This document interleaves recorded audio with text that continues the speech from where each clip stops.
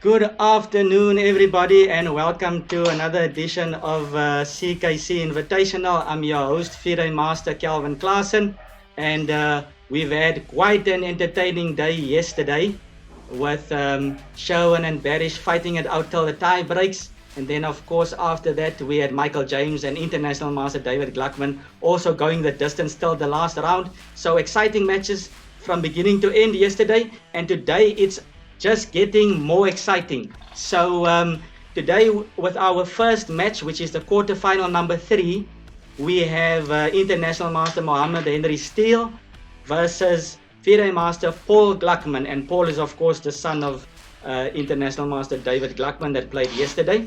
So, yeah, let's quickly take a look at the player profiles. This is a short description here. So, Henry Steele will be competing as a top seed in this event, and as a two-time SA Close champion, he is definitely a force to be reckoned with. Winning his first SA Close at the age of 17, later on he has gone on to beat GM Luke McShane and GM Garter Kamsky at the 2012 and 2014 Chess Olympiads. Looking at Paul's short description, a few years ago, Paul won his age group in the Continental Championships. After a solid performance at the SA Closed, now in December, he will be looking at surpassing his father even on the rating in the near future. Okay, guys, so we've got another match later on tonight as well, but we'll talk a bit about that a bit later. So to introduce you to the rest of the cast, we've got a special commentator today, and if everything goes well today, like yesterday, we had some small issue using Skype, so we've renovated stuff. So let's take a look at the rest of the players. So hi everybody, you are on stream.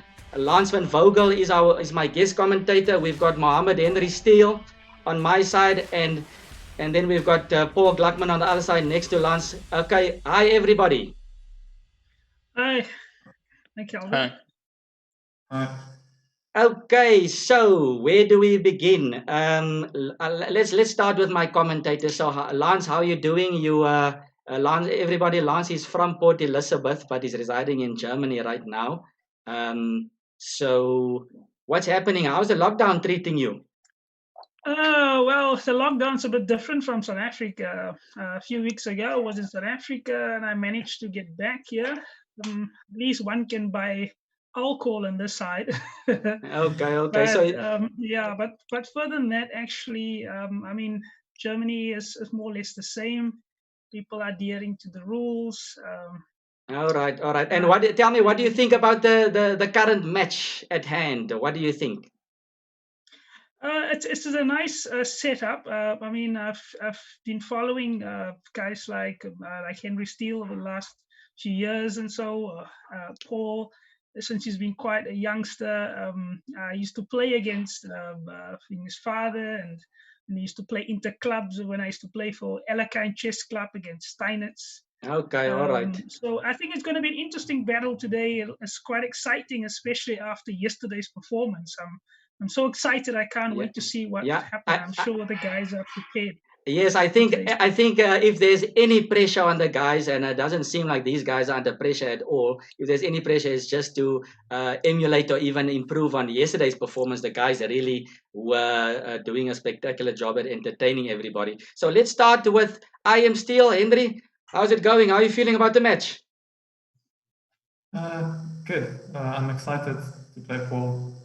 We've played a few times before, but he's obviously improving quickly and up and coming. So it's nice to see, nice to play against somebody who's going to be one of the top players in the future. All right. Yeah, so I'm looking forward to it. Okay, cool. So we've got him excited as well for the match, and then Paul. How are you feeling? And just a question, actually. What do you think about this match format? If I can add something more to your question, Paul. So how do you feel about the match, and what do you think about the format? Yeah, playing Henry, he's obviously a very strong player, but it's always nice to play strong players for experience. And yeah, it's interesting format. Never tried anything quite like this, but got to try, especially during lockdown. Yes, yes, yes, and I mentioned it yesterday as well. I don't know of any knockout tournaments that still happens in South Africa. So it's quite an interesting way of playing in an event. Yeah, and Henry, just the last question: have you ever played in this type of tournament, a knockout event, in maybe the normal open events? I've only played one knockout, and that was the World Cup in 2011. Ah, okay, and what a knockout event it was. I think who did you play around one? It was Ivanchuk. Yeah, I lost 2-0 against Ivanchuk. Okay, so but a great score and it was a valiant 2-0. It was a valiant 2-0. All right, so Not a bad player. yes, so guys, I think let's switch over to the arena. So I'm gonna go over to my tournament phase, and both of these players are at the board already. And so all that I require from you guys is now to just let's get the video call, the WhatsApp call going. Paul, I'm gonna call you first over WhatsApp. So I will be keeping an eye on the players for obvious reasons. I think Magnus Carlsen Invitational has the same rule. So yeah, let's just get Henry now on the phone as well.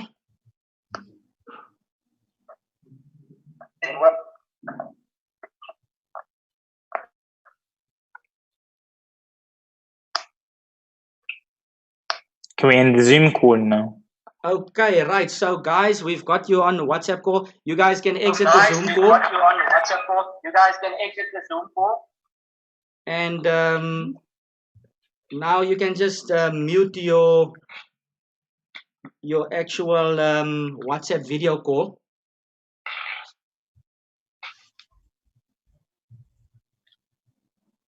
Okay, are both of you muted?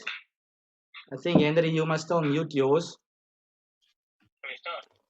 Just hang on, just hang on. Just hang on. I can.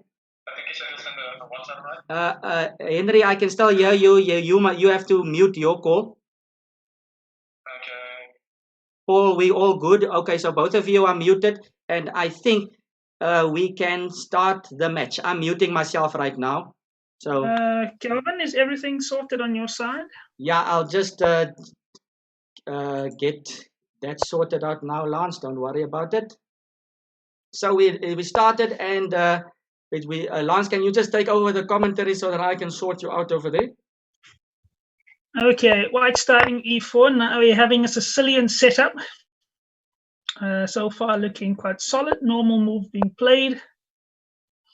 And we're going into accelerated Dragon Sicilian. Let's see what's happening. So far everything looks quite normal in the accelerated.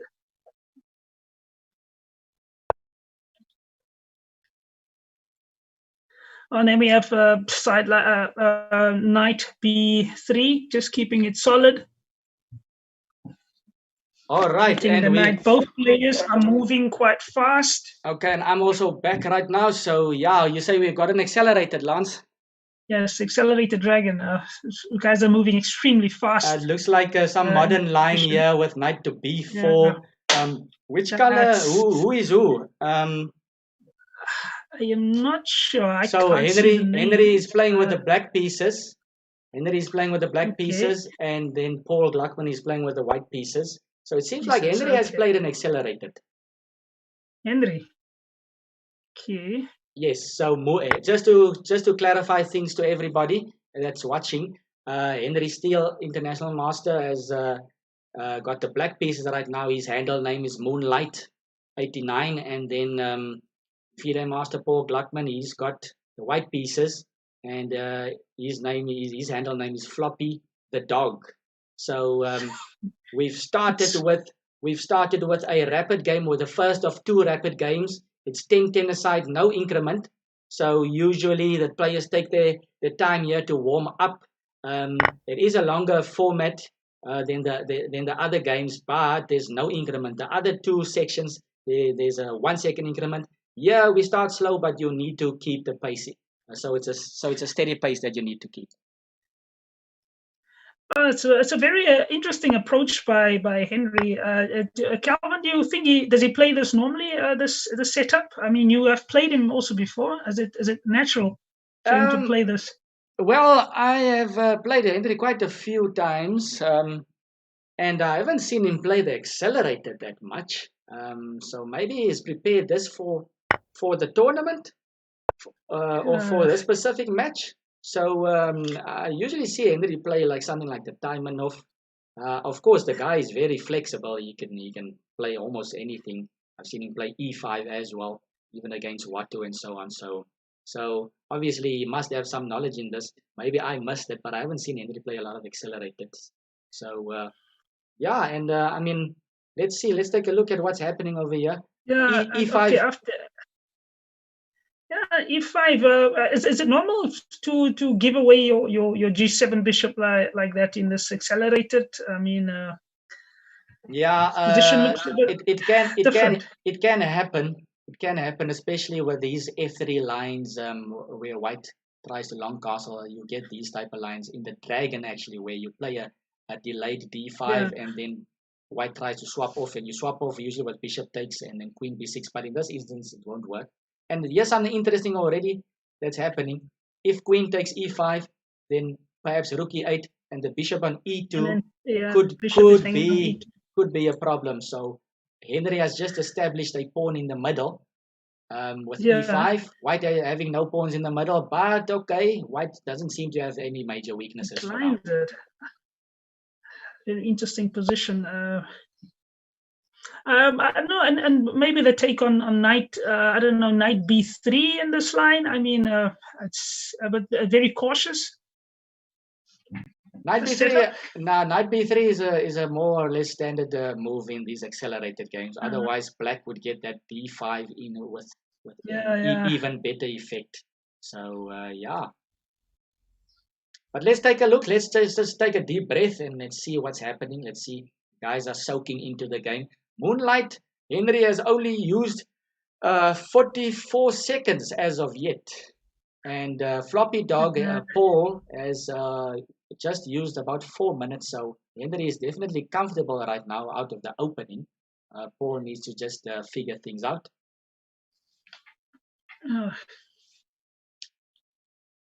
I think Henry's still in his, is probably still in his preparation in this setup. He knows it quite well.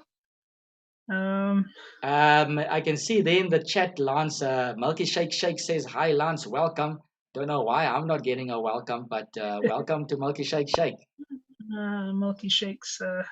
Wonder who that is, but hi back to Milky Shakes. Okay, so bishop to F3 was played. The bishop looking good on this diagonal, putting pressure on the knight on D5.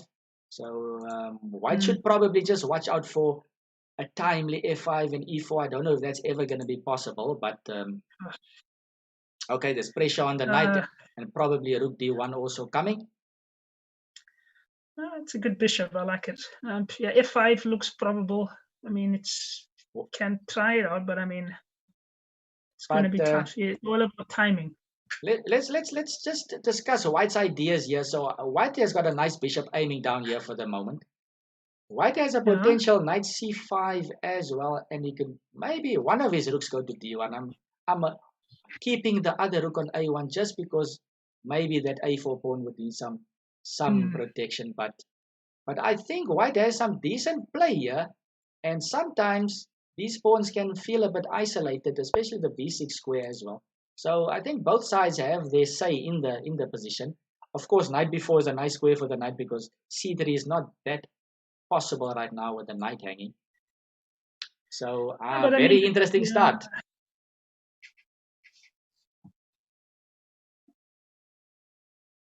So I think also that as I said, the knight for me in the game, it's a bit out of it's on the side of the board. But black also needs to get his rook somehow to see if he can get it to either to the E file, D, C file, just get some play going. But does black have enough time also to do this? That's the thing. Yeah, so I don't know. I think black is going to have to get some dynamic play going somehow, because considering these pawns over there, I don't feel completely comfortable with it for black, with white having 3 versus 2. And the other thing that I was thinking about as well is that white doesn't really have major weaknesses. Okay, white needs to consider the exchange of queens right now. Maybe black is crunching on the c2 right now. Maybe I'm missing the direct stuff. But in general, I mean, white's pawns doesn't have major weaknesses. And white is quite compact, so interesting battle to ensue. Probably maybe even black trying maybe queen c7 maybe, keeping an eye on the pawn and also hitting c2. Welcome, Junkie, for following. Welcome to our stream. I hope you're enjoying it. Yes, sorry for interrupting, Lance. You can continue. We'd just like to thank our followers. Yeah, so as I'm saying, Kelvin, I like black's position here as well. I mean, black can look for maybe queen c7, yeah, keeping an eye on the pawn on c2, and also just trying to get the rooks into the game. It's going to be so important to do that. Yes. Okay, would you prefer to be in this position, black or white? The knight looks good on b4. Bishop looks good on f3. Rook c8 is coming. I've got a feeling for dynamic reasons I'm going to choose black. So yeah, I think I might choose black, but because white is going to have to defend c2 very soon, and the knight is very awkward on b3. So I think dynamically white is under a lot of pressure right now.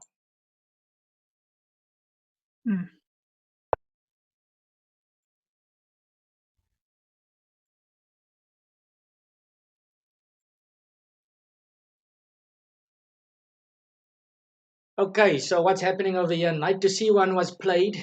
So of course, c1, but I don't know what's the idea of that move. Maybe trying to create a c3. The knight, of course, the knight on b3 was awkward, as mentioned just before. Yeah. So he needs to get the knight somewhere else so that he can at least. I mean, maybe c3 is even possible sooner or later. Yeah, I mean the knight is quite well placed on b4.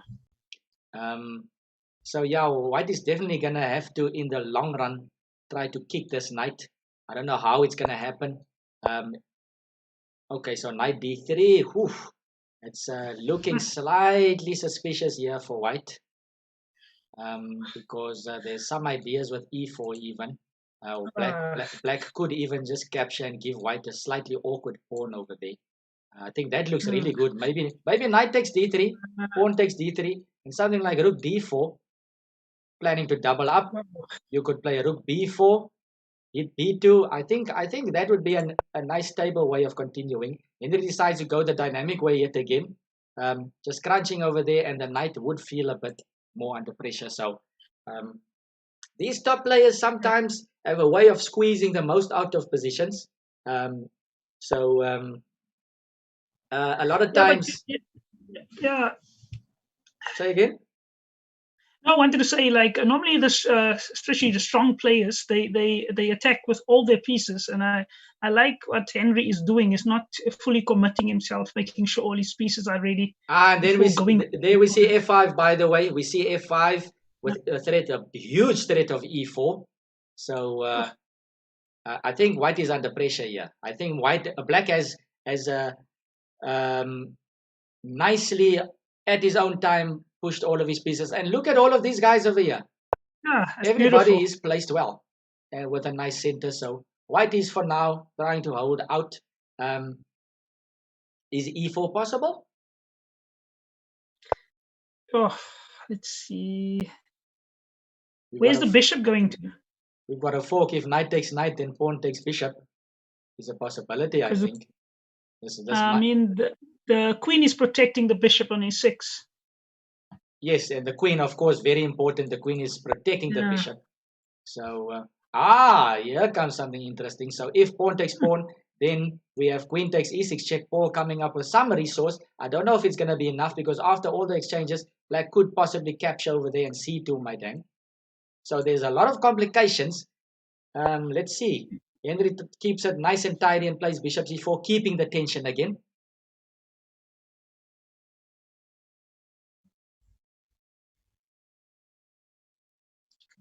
Beautiful move.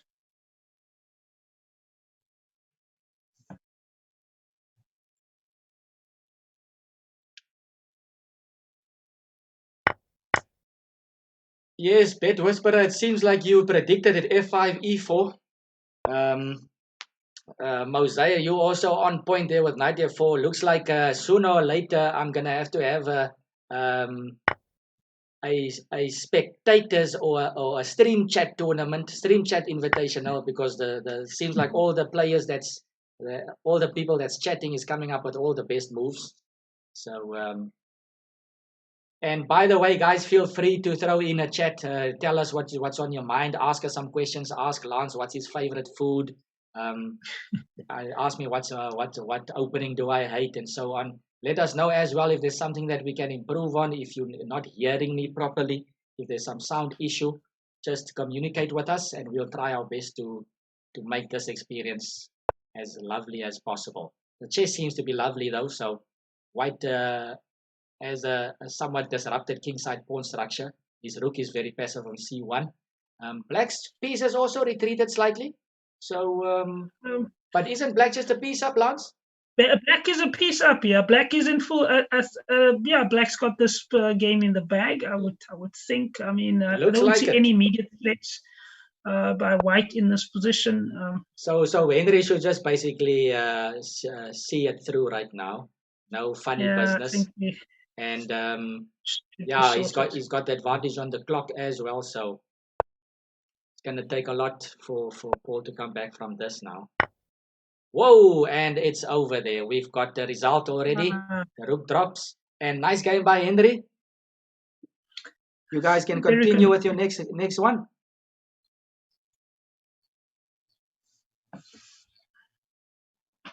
my phone battery is losing power very quickly. I don't really have a charging nearby. Okay, Paul, what you can do is you can just ask your dad to charge your phone for you. Henry, for now, we can just allow Paul to play the next game without the call, and then afterwards we can continue. So just let your dad charge the phone, and then later on we can add it again. All right? Okay, you can mute your call again, and you guys can start. Okay, Henry, I'm also going to end my call with you. I'll phone you guys soon.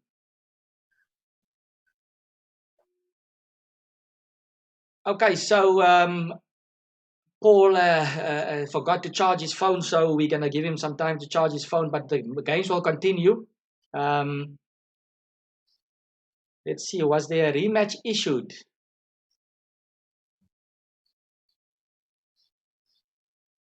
I think perhaps these guys are just...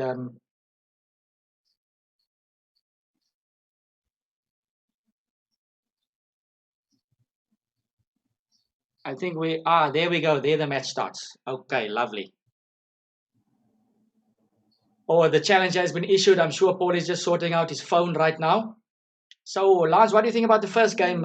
Things went pretty smooth there for Henry. Just hang on. Henry is phoning. Is he phoning? Okay, let's... Hi, Henry. As julle reg is, dan kan ons gaan. Cheers. Okay, so we're doing round 2.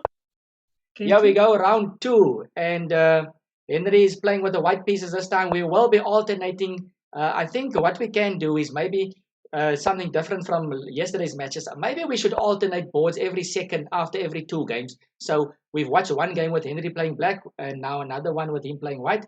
So after this, we can change to Paul's point of view. Yeah. And yes, like I was saying, Henry had quite a smooth start there with accelerated. I'll have to go back and check those lines because it seemed like he got quite a comfortable position. For a moment, I thought that black was maybe positionally lagging a bit, but he completely convinced otherwise.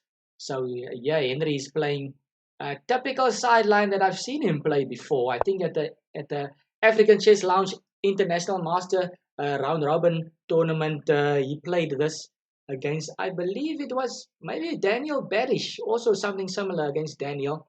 And Henry, I think, likes these offbeat lines when he's playing d4. He doesn't usually play d4. So yeah, what do you think, Lance? Interesting opening, right? It's interesting. I mean, White's got a lot of options in this opening. I mean, White can, looks very aggressive. Queen D2 maybe, and maybe castle, long castle. Yes, of course, that's White's intentions. And then, depending also how Black will respond to this. I don't know, Black maybe play Queen B6 maybe, or normal E6. Yeah, so I mean, there's so many options for Black, and maybe that's one of the reasons why White plays this. Let me just answer one of the questions here, Lance, before the chat runs away from me. So, Master M, Matthew asked me, what's my favorite opening and why? I think my favorite opening is the Sicilian. Which Sicilian? I guess it depends on the day. I guess Accelerated Dragon is one of my favorites, but Sicilian in general is one of my favorites because it's so sharp, it's dynamic, and you can fight for a win with Black at any given moment. So I love the Sicilian, probably my favorite opening. When I grew up, I started watching Gary Kasparov's games, and Kasparov made Sicilian look so nice indeed. So yeah, that's my favorite one. Let me just read some more chats here, Lance. Just keep an eye on our game. Yeah. No, just hitting so far, nothing serious yet. Just eyeing the bishop on G5, and Black is just trying to develop this king side's position. Okay, so excuse me, Lance. Please, excuse me. Some of the viewers just wanted to know here, what's the point system for each game? It's 1 point. Every win, it's 1 point, except for these first two rapid games. For each rapid game, because we're only playing 2 and they are a bit longer, we will award 2 points for a win, 1 point for a draw, and of course nothing for a loss. So 2 points for a win in the rapids, and then after that we just continue with a normal system, 1 point per win. And then yes, Bet Whisperer, I think this might be something like the Veresov variation. That's basically answering Master M's question as well. So yes, back to the game. Yeah, Calvin. Okay, well, what do you think of this type of setup? So both sides are just waiting for each other. Black is not really committing to castling anywhere. White is, of course, H4 is one of the moves White will definitely be playing in this position. So maybe Black will try to long castle here. What do you think? Well, I mean, like I can read in the chat as well. H6 does definitely makes life more difficult for Black to short castle. Is White waiting a bit? I don't think White is waiting here. White is playing slightly. I think White is trying to avoid some theory. And these lines where White goes knight c3 with bishop f4, bishop g5 can actually be extremely dangerous, especially for players that are souped up with opening knowledge with the Black pieces. I can tell you. Thank you, Sir Chad, for following. I can tell you I've faced this. I remember once, I can also go way back. I played in my first SA closed. I was still representative of the SA Junior closed. I was the champion, SA Junior champion, and I was invited to the SA Senior closed. And then I think it was my second last game or third last game. I played Johannes Mabusela, International Master Johannes Mabusela, and he played something like this against me. I was still a King's Indian player, and he took me out of my theory, and he just slowly killed me. So I remember that game. It was quite painful, but I learned a lot from it. And I know that White cannot be underestimated in these openings. It seems a bit slow, but White is actually going for your throat. Black, on the other hand, I'm not sure what is he doing. He's playing flexible. He's not castling. Well, it might be a good idea. Well, I don't see Black maybe even castling. I mean, Black might even try A5 as well. Yeah, I mean, Black's pieces also look that they can go either way. Yeah, Lance, we've got another question here for you. I don't know if you're reading the chat. Do you play a lot of chess in Germany since you moved over there? Actually, interesting question. I played a few tournaments here. I've played one in Stuttgart. I was like 2 years ago, and played in the Berlin Open a year ago. But since then, I haven't played much normal tournaments. I do play a lot of online chess. yeah, I'm just waiting for. I mean, we're all waiting for this pandemic just to clear out so we can actually play in actual tournaments. So a lot of I'm online hoping, chess, guys. By the way, Yeah. Lance's online rating is 2700, so watch out for him. He's got a German flag. Actually, it's not that high, but it's decent. All right, so now things are getting interesting, guys. I just noticed that nothing has been exchanged off. Like all the pieces are on the board, and we just see flank attacks going. We've got Paul with his pawns threatening to get to White's king, and White on the other side is throwing his pawns at the enemy flank on the other side. So this is ending up to be a very interesting game. Time-wise, Mr. Steele, he's on 7 minutes, and Mr. Gluckman, he's on 6 minutes. So Henry's got a minute advantage. But this position is quite in the balance and quite interesting indeed. I have to agree with you. It's a very interesting position. It reminds me of a few of Mikhail Bodvinnik's games as well, leaving the king there and attacking. Just by leaving the king there and the center. I mean, the center is still closed. So, I mean, according to the rule of chess, if the center is closed, then you can play on the flanks. And at this moment, there's no immediate way through. Okay, so here we see Henry initiating the first instance of maybe lines opening up. So pawn takes pawn can happen. After something like this, then the rooks would be staring at each other. And if black captures, there could be some problems. So Paul plays knight h5 over here. What's happening over here?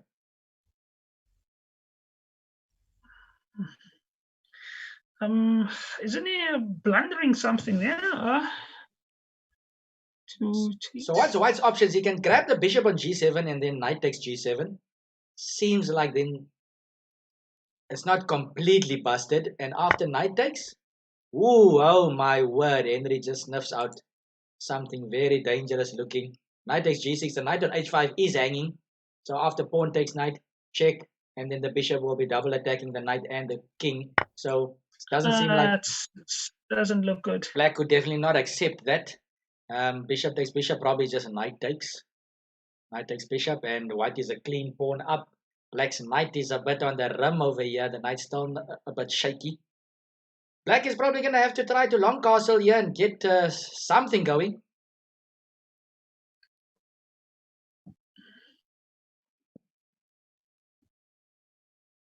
So Henry looking relatively solid after winning the first rapid.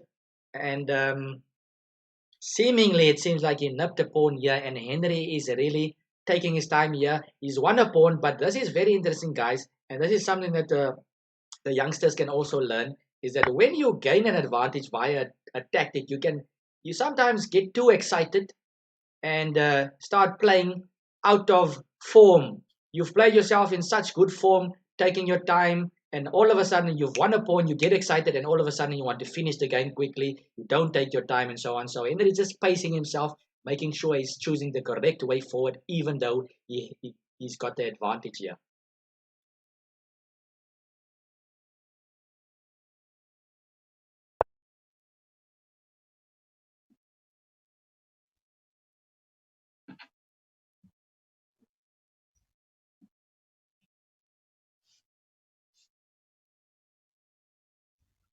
So Black just trying to stay in the game right now.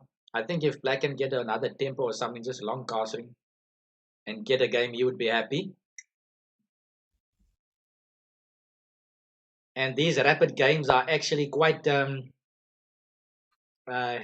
weight is heavy. So another loss would be a big knock for Paul. He must try to get something from this, even if it's a draw, because that can still alleviate the deficit. But another loss here would basically mean a 4-0 deficit. Well, we saw yesterday our Sherwin came back after the 4-0. Oh, yes. Was it 6-4? deficit. It was a 4-point deficit. Yes. Yeah, it was 4 point. Yeah. Were you watching that match, Lance? I was watching it, as I actually found it was quite entertaining, I have to say. Oh my word! Quite entertaining is an understatement. I thought Sherwin was a goner. Okay, guys. Just by the way, it seems like Henry has got a knockout punch here. The bishop is hanging. If the bishop moves, he's got knight takes f7, forking the two rooks. So it seems like this is not going to last too long.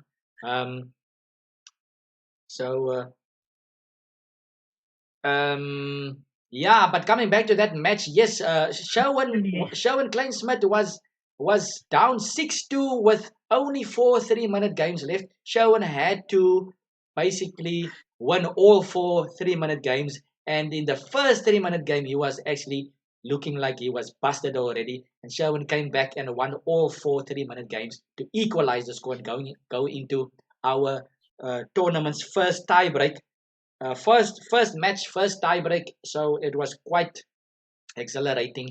Unfortunately for Sherwin, he then lost the tiebreak 2-0, but it was the result 2-0 doesn't really say everything. He was actually both games were quite tight in that tiebreak, so it could have gone either way. And big ups to Sherwin for taking the current SA champion all the way till the end. So yeah, so back to the game. Yeah, it seems like Paul is just double checking if there's anything funny, Lance. I think Paul is lost in this position. I mean, it's not much he can do. It's unavoidable, that fork, bishop dropping back. Yeah, I think it was maybe just a bit of a bad choice of openings. Yeah, I mean, h6 early on didn't look good. I mean, black was a bit undecided, and that's just so important in these rapid games, that you have to have a clear plan, because you don't have a lot of time to come up with these maneuvers. And I mean, black just made it difficult for himself. Yeah, no, I think you're right there, Lance, and I think Henry maybe caught Paul a bit by surprise by the opening choice as well. So it's so easy to fall into something like this. Like I said, it's like a slow attack that White is hitting with. But also credit to Henry, his tactics were on point for the match. I mean, knight takes g6 was played relatively fast. So yeah. And then Master M, why doesn't South Africa produce any GMs besides Kenny Solomon? That's a good question, but I believe South Africa does have a small issue when it comes to available quality tournaments. I mean, just geographically, we are at the bottom of Africa, and we need to be participating in strong events and all the tough tournaments happening in Europe and in that vicinity. That side of the globe. So, I mean, I think a lot of South African players have the potential to be grandmasters already. I think if we put some of our top players of South Africa in that vicinity for since they grow up, we would have had a lot of grandmasters already. So I think it has to do with the exposure. If you look at other African countries, the African country with the most GMs probably is Egypt, and they basically on the rim there, they like a stone throw away from the rest of the top countries. So I think that's a big issue. And also I feel like the government can support the players a bit more and try to get them there. But I mean, it's tough for everybody, especially with the lockdown now. But yeah, I think South Africa can produce a lot more GMs. But we need to motivate the players, give them incentive as well. And try to push some players into getting more exposure. So what's happening over here, Lance? Well, this position, I think it's just tidying up at the end. Black is trying out something, but I think Henry's got everything covered here. I mean, there's no real checks, no real threats in this position. I think, I mean, the rook can always swing to c1 later on and even attack from the c file. Black is trying something with the h pawn, but nothing concrete. Okay. Let's see. You can just continue there, Lance. I'm gonna update.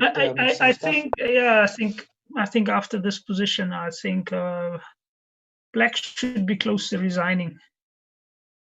I mean, that pawn is hanging on h4.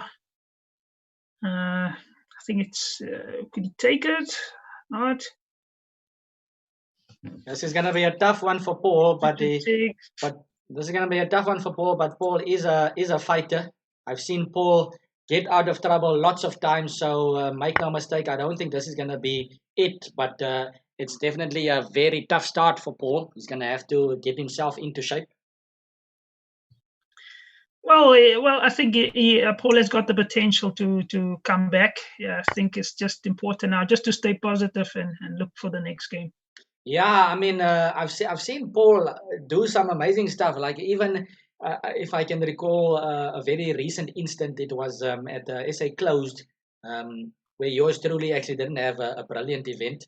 But I think, this is interesting. Sorry to interrupt you there, Calvin. Is there something on the board? I don't know. It's at least Black is trying something. I mean, it's nothing winning, but I mean, he's fighting, as you're saying, that he is trying out something. All right.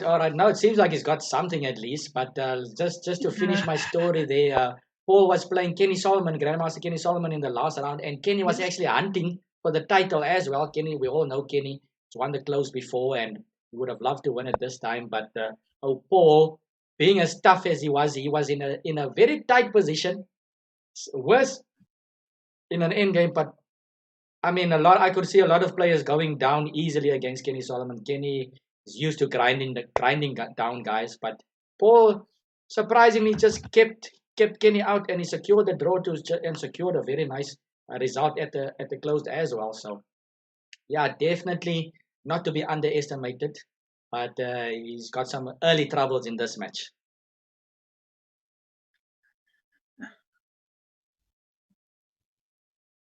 Tell me, is it the first encounter between the two playing each other now? I mean, in normal play, have the two played each other before, or is this the first encounter between the two? No, I think they've played each other. I think they actually played at was it last year's Western Province League? I think it was. Yeah. They had a Sveshnikov game. It might have been. I'm not sure if it was in one of the reflections of Dr. Bauer. I'm not sure, but I can remember Henry had a nice victory against Paul in the league. Paul, of course, likes his Sveshnikov, the black piece as a selling Sveshnikov. So Henry had a very nice victory against him in that game. So yeah, I'm sure it's not the only one. So I think they have played each other once or twice before. But Paul, of course, probably a good 10 years or so younger than Henry. Henry, relatively young still. I think Henry is probably Henry is about 2 years younger than myself. Okay, so there we have the result, guys. So Henry won this one. Let's just get the guys on WhatsApp. Hi Henry, kan jy net gou jou mic unmute?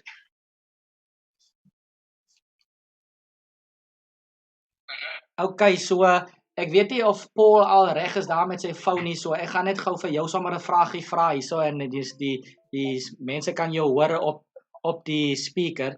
So hoe voel jy oor die eerste 2 games? Relatively smooth? Enige hiccups errands of is jy happy met jou situasie? Well, I mean, being 2-0 up after 2 games, especially with the rapid games counting 2 points each. As a normal game. Yeah. Obviously, I'm happy. And also I think the games... it's a bit more charged now. Sorry, Paul. Let me just call you back quickly.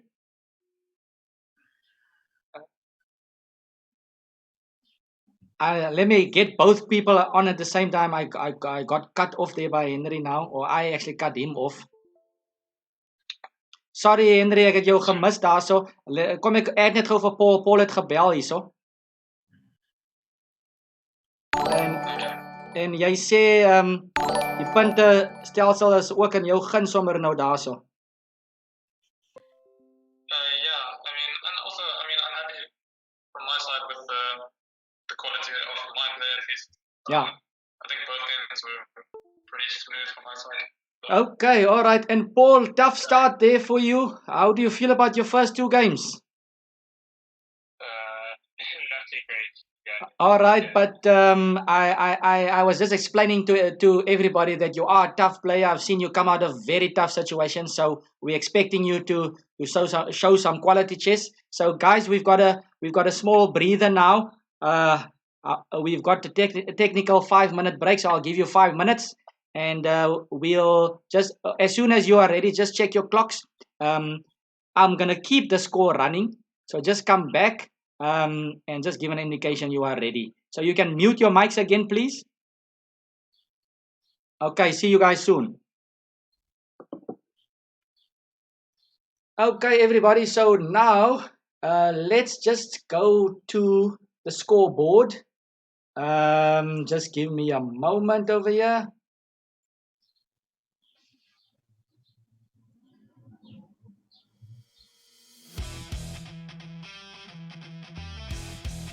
Let's go to the results ring and let's check it out. We are now looking at Henry that scored 2 wins in the Rapids, and that equates to 4 points each rapid being 2 points each rapid being 2 points for a win and 1 for a draw. Unfortunately for Paul, he didn't pick up any points because he got 2 losses, so the current score is 4-0 in Henry's favor. Very tough start for Paul, so we're looking forward to Paul bouncing back. It's gonna be a very tough match, I think. I don't think this is over yet. Like I said, Paul is quite a tough player. What do you think, Lance? Well, Paul is a tough player. I just think at the moment Henry is playing really solid at the moment, unless Paul do something very extreme. I don't know. I don't see this result changing. But I mean, as you said, Paul, he can do it. Let's hope. Well, what happened yesterday, you never know what you might get. So let's see. Let's be positive. All right, Lance, and can you perhaps check some chats over there? What the people are saying. I'm just adjusting our studio here. Okay. Well, we have Liam Gold asking how you're doing. Anything interesting? Not much, just commenting on the score, being Liam Gold just saying 4-0. Jesus, people are maybe I think our viewers wanted a bit more, but I don't know, it's still early days, anything can happen. Okay, and we're back in the studio, so yeah, I think that there's still something left in it. I mean, this is only the first 2 rounds. Yes, they count as 2 points each. So Henry's got a 4-point lead, but there's technically still 8 rounds left. There's 4 rounds of 5 minutes and 1 second increment left, and there's 4 rounds of 3 minutes and 1 second increment left. So with a 4-point deficit, I mean, if Sherwin can do it, anybody can do it basically. I mean, it's a tough thing that Sherwin did, not to take anything away from him, but anything is possible in these, especially in these type of time controls. So lots to look out for. And yeah, guys, just to remind you, as we are waiting for the players, just to remind you, you are tuned into Calvin Klaassen Chess, and you are looking at the Invitational tournament that I'm hosting. We've got our guest commentator Lance van Vogel, all the way from Germany, originally from Port Elizabeth, and I've managed to snipe Lance this morning. Yesterday I wasn't even sure that he would be on my channel. We've had a bit of an issue yesterday with Ruben Salimo. I think I'm going to get Ruben back on the show now that we've sorted it out. And yeah, and then of course I'm also doing my weekly streams. I do play Blitz and Rapid. You can check me out live while I'm playing. I do puzzles online as well. So check out my channel. Please do follow, and then check out my videos that also automatically save. What I can also say is I'm in the process of uploading these type of streams on YouTube, where you might even get a better experience of everything. So yeah, it seems like the players are back. So let's just get hold of them.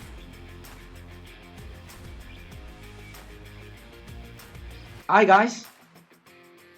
Are you guys ready to continue? Are you guys ready to continue? Okay, Paul, so you guys, whenever you're ready. Now, so just for the challenge, that you get the time control correct. It's 5 minutes with 1 second increment. 1 second increment. So just make sure that the challenge is issued correctly.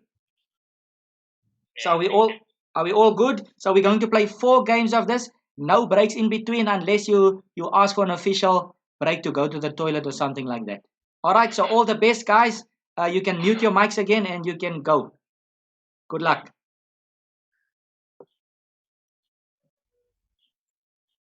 All right, guys, back to the tournament. We've got the players lined up. So I said we're going to flip the board. So I think it's time to flip the board. Lance, I'm looking forward to this. And well, let's see. Let's see. Will we have the same setup as we did in the first game? So far, it looks the same. Okay, but now Paul goes for a bishop b5, which is a Rosalimo. So it's a type of anti-Sicilian. Not Paul not going into the main lines anymore. Maybe it's playing a bit similar to what his dad played yesterday as well. Yes, what do you think? I would say it's in the spirit of David's line of openings. Yes, trying to curb Black's intentions or aggressive intentions. I must admit, I kind of like White. Okay, maybe not after that d3. Not that it's a bad move, but it's just slightly slow. I would have maybe thought about playing pawn to c3 and maybe d4 immediately, but what do I know about this opening? I haven't really played it. So okay, what Paul is also doing is quite interesting. He's setting up a King's Indian type of structure. Looks like a King's Indian attack more or less now. So let's see how Henry sets himself up against this famous and typical King's Indian attacks type of structure. So it's quite fascinating to watch, actually, to see Henry playing against the close Sicilian.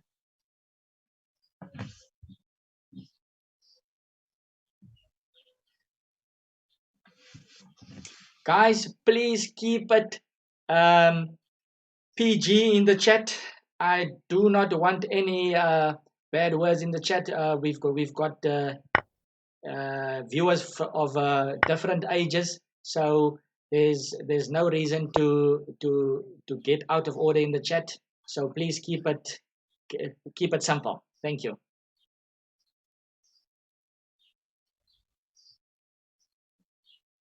Well, I think this game for me is already a bit better for Paul than the first one. What do you think? I mean, at least it's not. I mean, White is still okay in this position. Yeah, no, I like what White is doing here with d4. So if Black captures on d4 with a pawn, is a temporary pawn up temporarily. But after knight b3, the queen is revealed, and White will just pick up the pawn, and then Black will have a isolated pawn on d. So okay, Liam Gold, I really don't appreciate what you're doing. Please. Thank you very much, guys. Let's all have fun. Let's all have fun and enjoy the chess.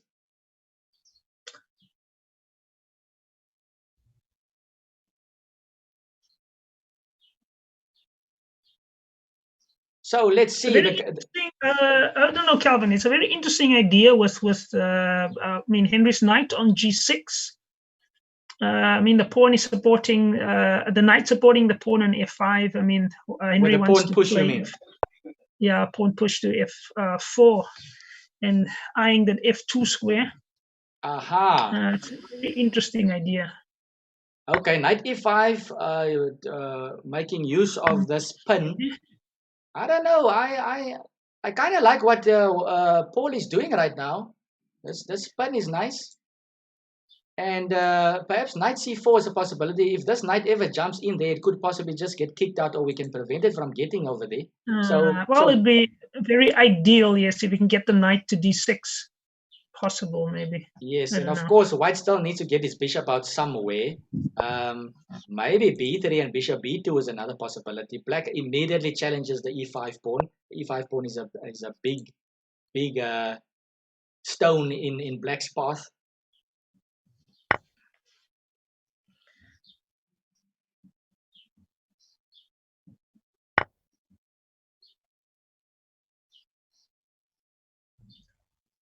So White not thinking twice about exchanging queens, and it does seem like White has after rook takes queen, then knight takes pawn with the pin still there.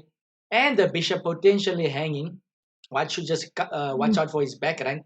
I think this is a better position by one. I think this is good. Maybe White should also watch out. By the way, b6 is hanging. b6 is also hanging. So I think Paul's got a very nice looking position now. He should just complete his development at some point. And you might just and also just watch out for maybe future knight d4 moves.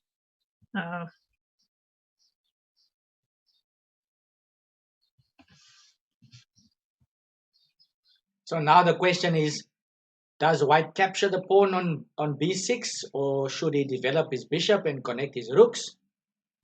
I don't know, Lance. I usually tend to be greedy on the chessboard, so the pawn looks juicy over there, but the b6 pawn. And okay, knight d4 is not even possible because the bishop's hanging on b7 still. So I mean, I see nothing I don't wrong. think Henry has got. Do you think Henry's got a choice here? Maybe he has to give away, give a second pawn or something. Of course, Black's gonna have to be active. e4 was played instantly, and I like that move that Henry just played. Knight e5 coming with these squares being weak. You can even envision pawn to c4 being played. Very nice play here by Black, not being deterred by the loss of the pawn. Those two lovely squares on d3 and f3, especially the d3 square. So it's up to Paul now to show that he can keep his advantage. He's a solid pawn up. The d3 square is slightly creaking, some light square issues, but c5 is still slightly weak. I would play c4 if I was Black here, and maybe eventually throw my knight on d3.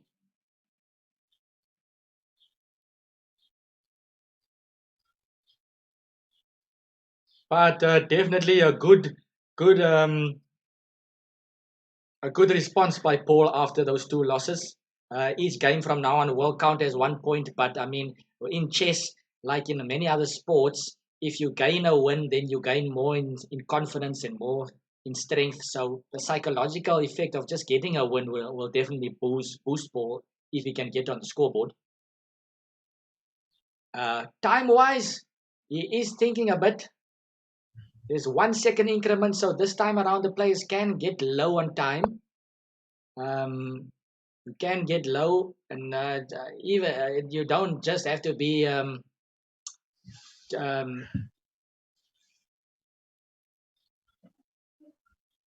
yeah, that's the guys. I'm a bit outdated. Yeah, you don't have to be what's this guy's name, Lil Jon, to get low. So looks like we have some rappers on the line here. So yeah, okay. So Black just continuing. I like what Henry's doing. He's a pawn down, but he's just making it clear he is not feeling it. He's continuing the attack. So what is one silly old pawn?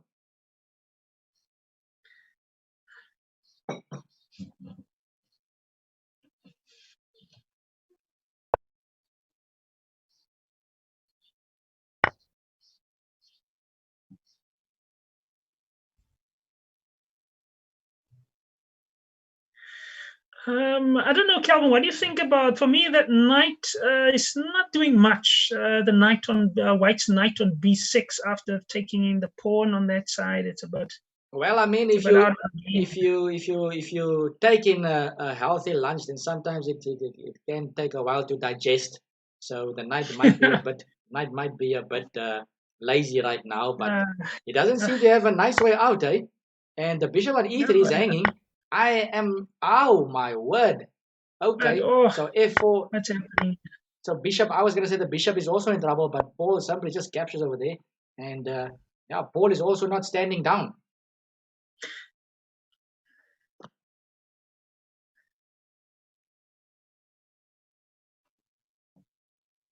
Yeah, I like this game over here. It's getting interesting. Getting very interesting. It looks a bit messy still. White's back rank is now an issue. White's back rank is an issue.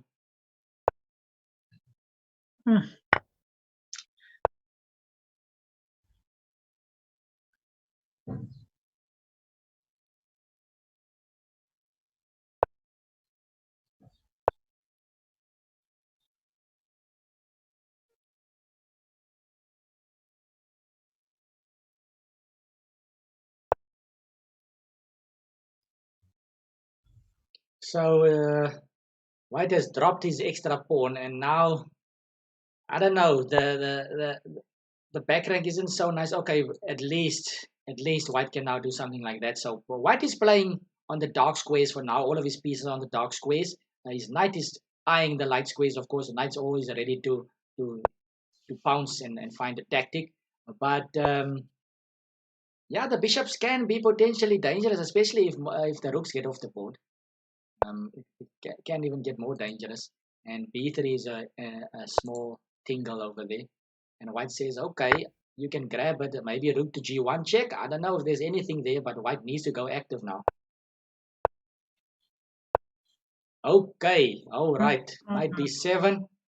Possible knight f6. Possible knight f6. Maybe even something like bishop g5 or bishop h6.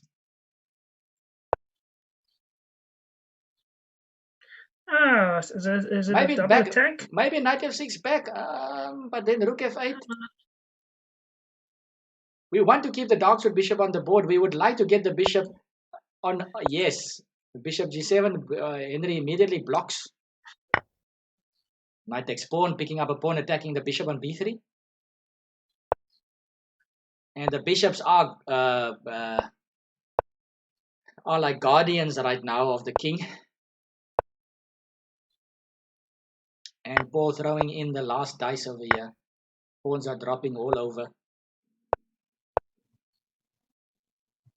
And Paul's speed is not bad at all here, but it seems like Henry's defending quite concretely with such little time. Look at these two players slug it out with the time. These guys are Absolutely keeping it consistent here. So wow. Seems like both players are quite used to handling the 1 second increment. Okay, so White has lost most of his play now, so I think it's a bit of inertia kicking in here.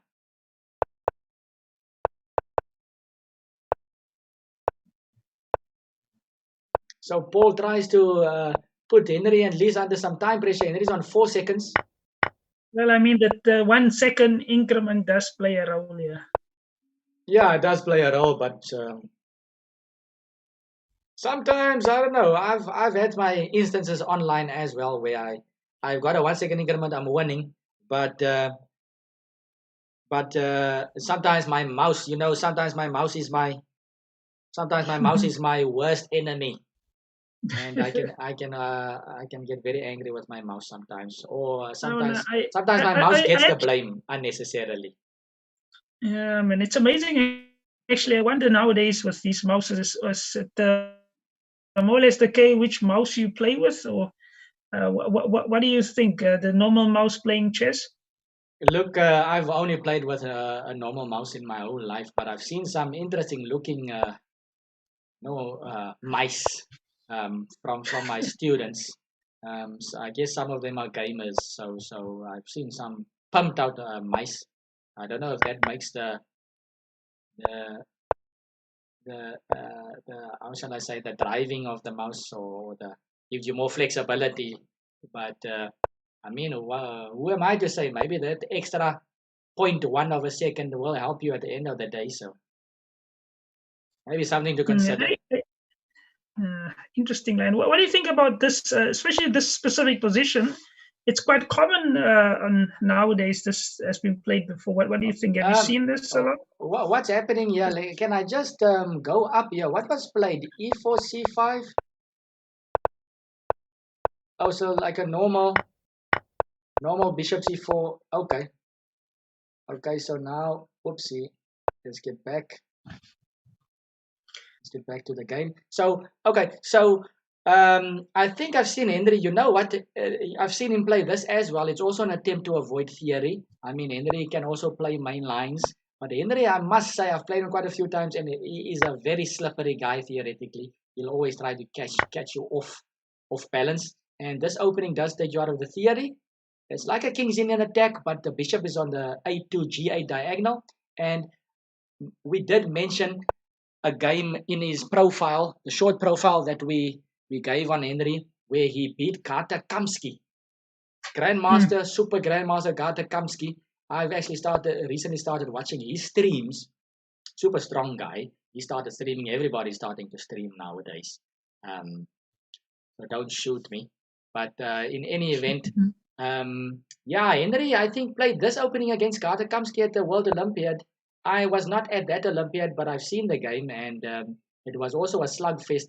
I think Gata had an edge at the beginning, and then Henry came back beautifully. Now that I'm thinking about it, maybe Henry had the black pieces in this opening. But either way, I mean, if Gata Kamsky can also play this for white, and I've seen Henry play it, it's definitely interesting. It just keeps the pieces on the board. Nothing too direct by white. But I mean, nowadays people try everything to just dry out the Sicilian. I think the worst fear for Sicilian players is just to get an equal try position. We've also seen it yesterday with Michael James and David Gluckman. Michael James, a very sharp player. He loves his Richter Rouser. And he had some issues. I mean, every second game almost, I could see Sicilian going straight into an end game. So, yeah. If you want to irritate a Sicilian player, just dry it out, guys.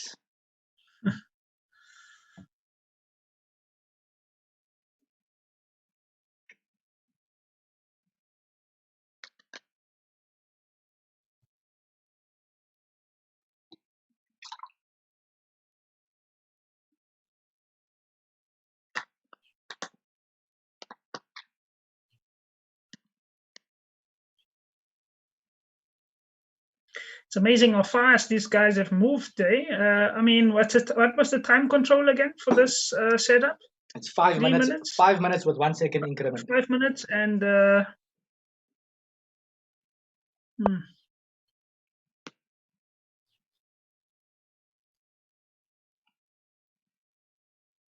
So yeah, no, the guys have been playing at a good pace. G4. Seems like what you're saying is not scared of any sacrifices. So Henry must have calculated slightly. Yeah. I don't know. What do you? I don't know. That moves looks very risky. I don't know. Would you capture there? I don't know. Say knight takes, pawn takes. Oopsie. Knight takes, pawn takes, bishop takes. The pin doesn't seem that devastating. Bishop takes, pawn takes, knight takes. The bishop on e7 is also hanging potentially. So I don't see any sack currently. I might be missing something. No. Besides that, there's another threat also of bishop g3 if bishop drops back. Ooh.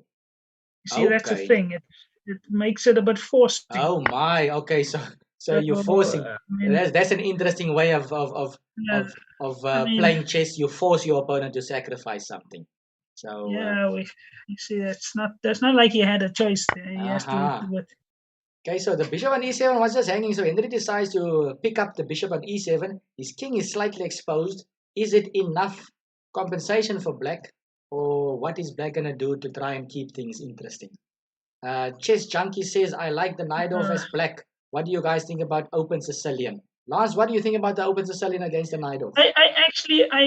I'm myself an open Sicilian guy. I prefer open Sicilians than to close Sicilians. I think there's more venom in the open lines. Okay.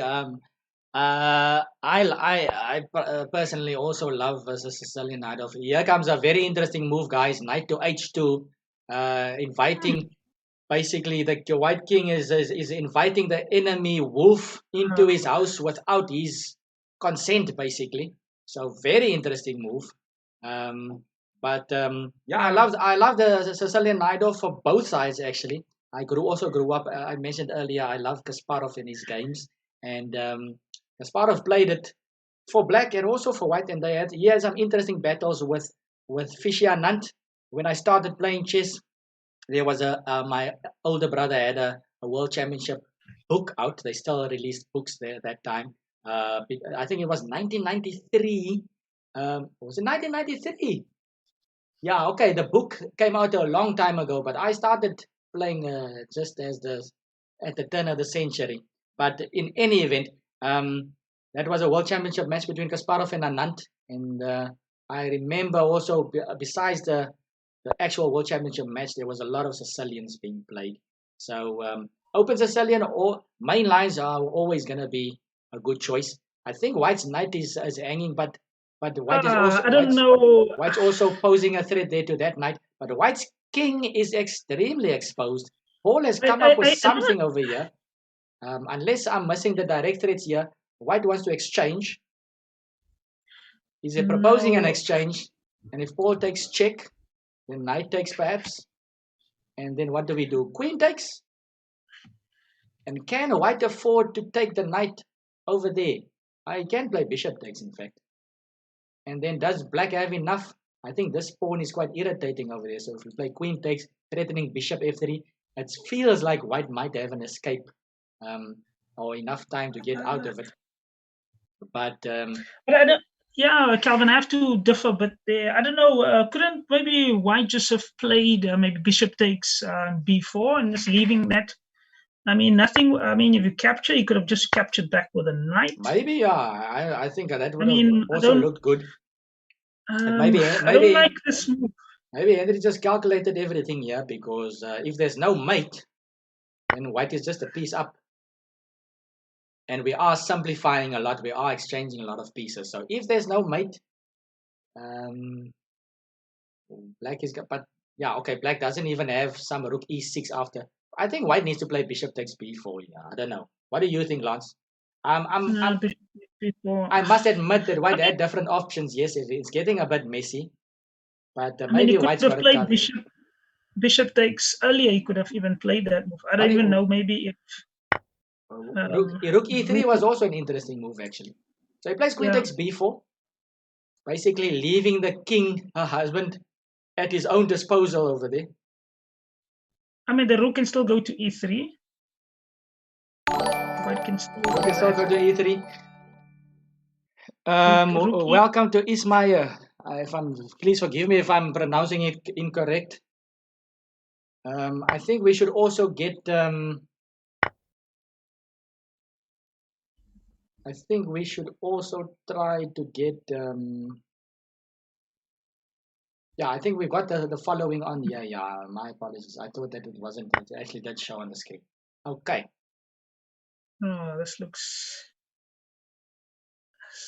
very good here for white. It's I mean, it's a pleasure, black Chess Junkie. The rooks involved. Queen to g6. So black is hoping for something on the light squares. So in fact, I need to just get my scoreboard again here, my manual scoreboard. Lance, can you just steer the ship for us for a minute? 6. Oh, you're gonna so that okay. And white is playing. I think white has this under control. Nothing much. Black needs to get his rooks in the game, but even that bishop on e7 is keeping the rook on e8 at bay. So it's a bit tough here for black trying to get his pieces in.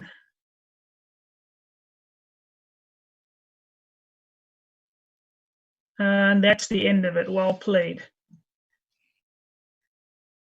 So an interesting conclusion to this matchup. I mean, white had some, black had some chances, but I think after that move forcing the exchange on g4, that was not really much you could do after that. What happened here, Lance? One can't really, I mean, white won. Was it a quick finish? Yeah, white won definitely. Yeah, so finish. But I mean, finish? As I said, no, Calvin, as I said before, after that critical move, h3 and then g4, forcing the bishop to capture. I think that was the critical. Maybe that was the whole idea, to force simplifications and just kill the game off. So here we have some type of English, and this e4 move is quite popular nowadays. A lot of times, or in the ancient times, where when Botvinnik then played and Petrosian then Botvinnik, I'm saying Botvinnik, but actually Botvinnik, the structure is named after Botvinnik, it's the Botvinnik system. But other players usually you prefer to put the pawn on e3 and cut out any annoyance from the black pieces. But yeah, white is saying, okay, you can basically take that square. Is this our second 5-minute game? This is the. I think it should be the second. Yeah, second. Yes, the second one. Yes. Okay. So after this game, we will swap around again the boards and take a look at it from Henry's point of view. So we have an English on the board. Botvinnik structure.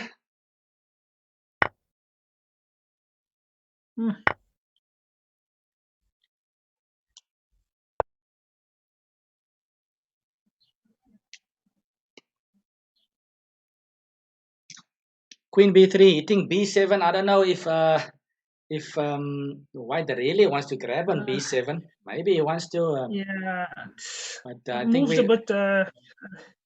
It's a bit counterintuitive. I mean, having to go for that pawn on that side. I mean, do you even want to take it if it's offered for free?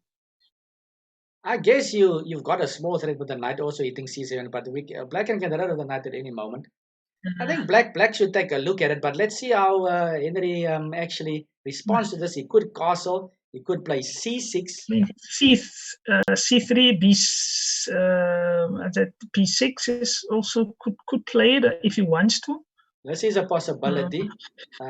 Taking the double pawns. I mean, he can't play he can play c6. Yes, the bishop is still there, but then you have to give your bishop maybe with for knight b6. Yeah, maybe knight. maybe he wouldn't want to do that. Does he take the knight on d5? And he simply castles. He says, okay, you can grab on b7. I don't mind. Of course, after queen takes b7, c7 will also be hanging. So probably black will capture the knight, bishop takes, and then put the rook on b8 perhaps. So white doesn't really think about grabbing. So yeah, that's what I'm saying. It was quite expected, maybe. Yeah, but I think perhaps. Then what was the point of queen b3? Maybe white could have played bishop g5 earlier, but then b2 would have been hanging. So I'm not sure. But I like bishop g5 now. Kind of forces the issue.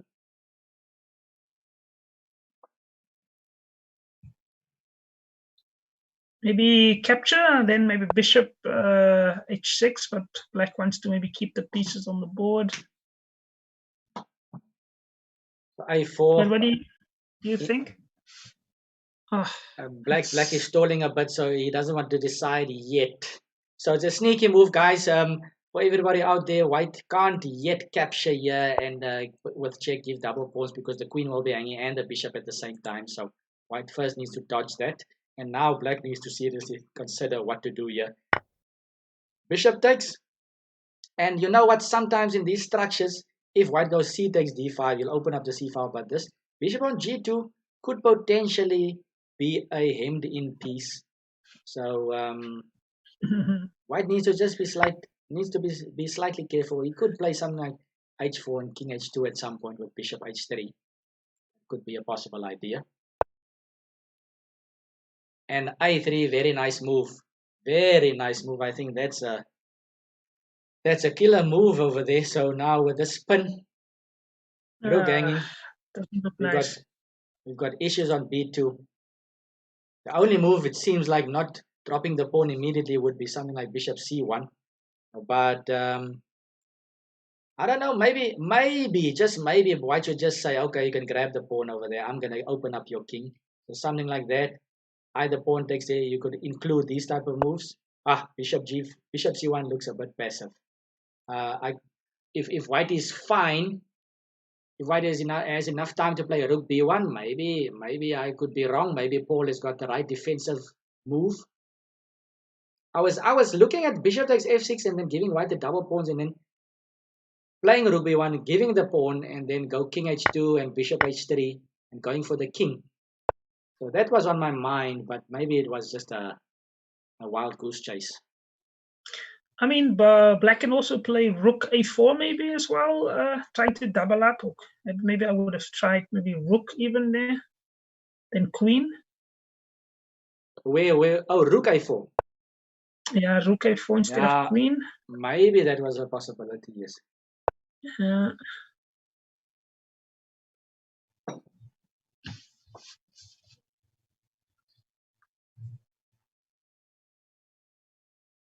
So the knight can come to c5 now. That's a beautiful square for the knight. I have to say, I love that bishop on d4. It's been really phenomenal. Yes. I think it's been Black's best piece in this game. Black has got, yeah, I agree with you that bishop did an excellent job. It allowed the a3 move as well. f5 is a possible break, even though it might open up the bishop on g2. Black needs to think twice about playing f5. Black can play b6 if he wants to. Maybe not even necessary. This knight on c5 is covering everything. It's beautiful, and it can't be touched. So,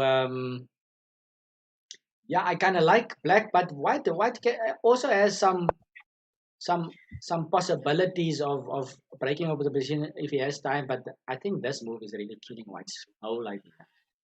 I think White is in trouble.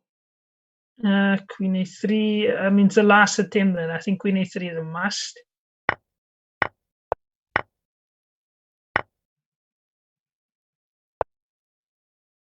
So Black just has no weaknesses, according to the pawn structure we've mentioned yesterday as well. When you, if you want to improve on your end games, always think about the end game and they always think about the pawn structure.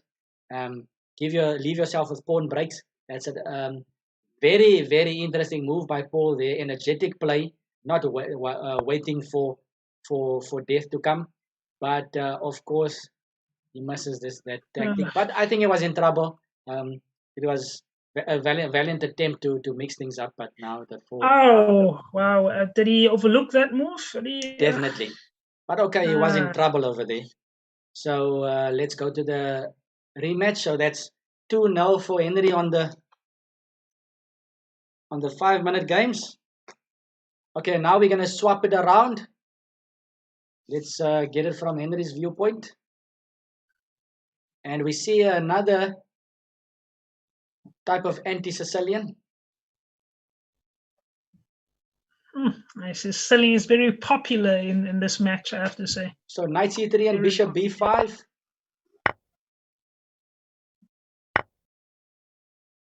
And we're back into, this looks like world championship stuff between Carlsen and Caruana. Queen c7, of course, a new idea that Carlsen and Dubov then brought in after the world championship match. But a typical Sicilian Rossalimo, where White gives the double pawns and tries to keep the position close with d3.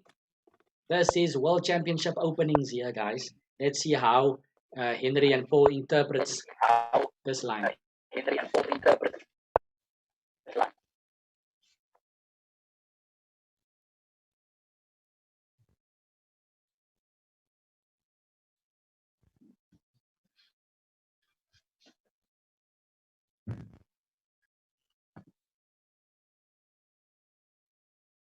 Everything okay there, Lance? We've been getting some stallingness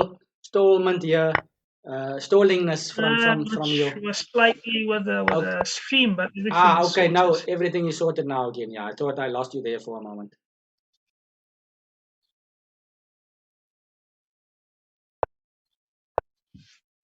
Okay, so Paul inserted h6 again in one of his lines in one of these games here with Black, and this was also played by Carlsen with g5 as well. I kind of like, I must say, I kind of prefer the Black side of this whole line. Black has this interesting idea: knight to g6. The knight can go to e5. The knight has lots of options from g6, and the bishop holds everything together. On e6. Black does have the bishop pair as well. So opening up the position that White is doing now could backfire unless he has direct play. So e6 is hanging. Not hanging, but White would like to get that bishop on e6 perhaps.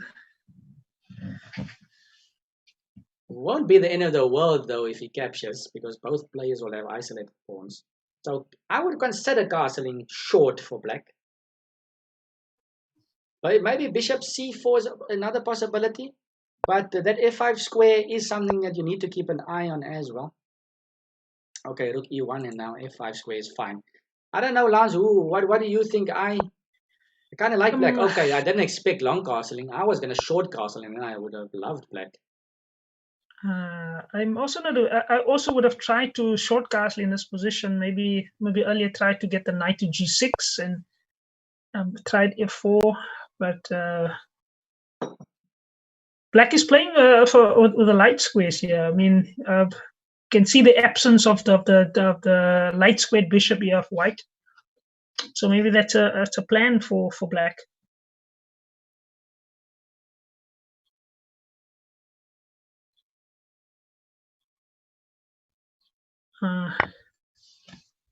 Eyeing that b6 pawn.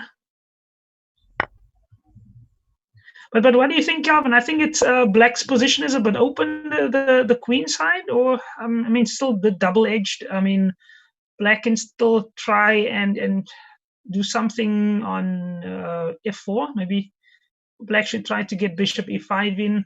I don't know about that move. For the c5, I don't know. It might be necessary sooner or later. I mean, the queen on f2 and bishop on e3 is applying a lot of pressure, and white is also obviously gonna put the rook on b1 pretty soon, applying pressure there. So c5 is logical, I think. e5, very interesting. Henry also going for dynamics. Yeah, he's threatening the obvious knight d6. That would be horrific for black to allow. What's happening here? Can black capture? What is happening here? Is white just sacrificing the pawn to open up lines? Maybe it is, because you see, the thing is this: if the pawn didn't go forward and that knight came to come stand on e5, then the pawn would be blocked, the rook would be blocked, the bishop is kind of blocked in now as well. I kind of like that c5 move that Paul played. Look at this bishop. Yeah. So is it safe to capture the? Oh, what just happened? Oh, I just took my eye off for 1 second, Lance. Well, Lance, what happened over there? Unfortunately, I could not see also the move after 96. Okay, one more game there, guys. Let's see. Okay, guys. So you guys played 5 minutes. Is that correct? Did you play 4 already? Okay, I had to take a small break, so you played 4 already. Okay, and the score was emphatic, right? Yeah. Okay.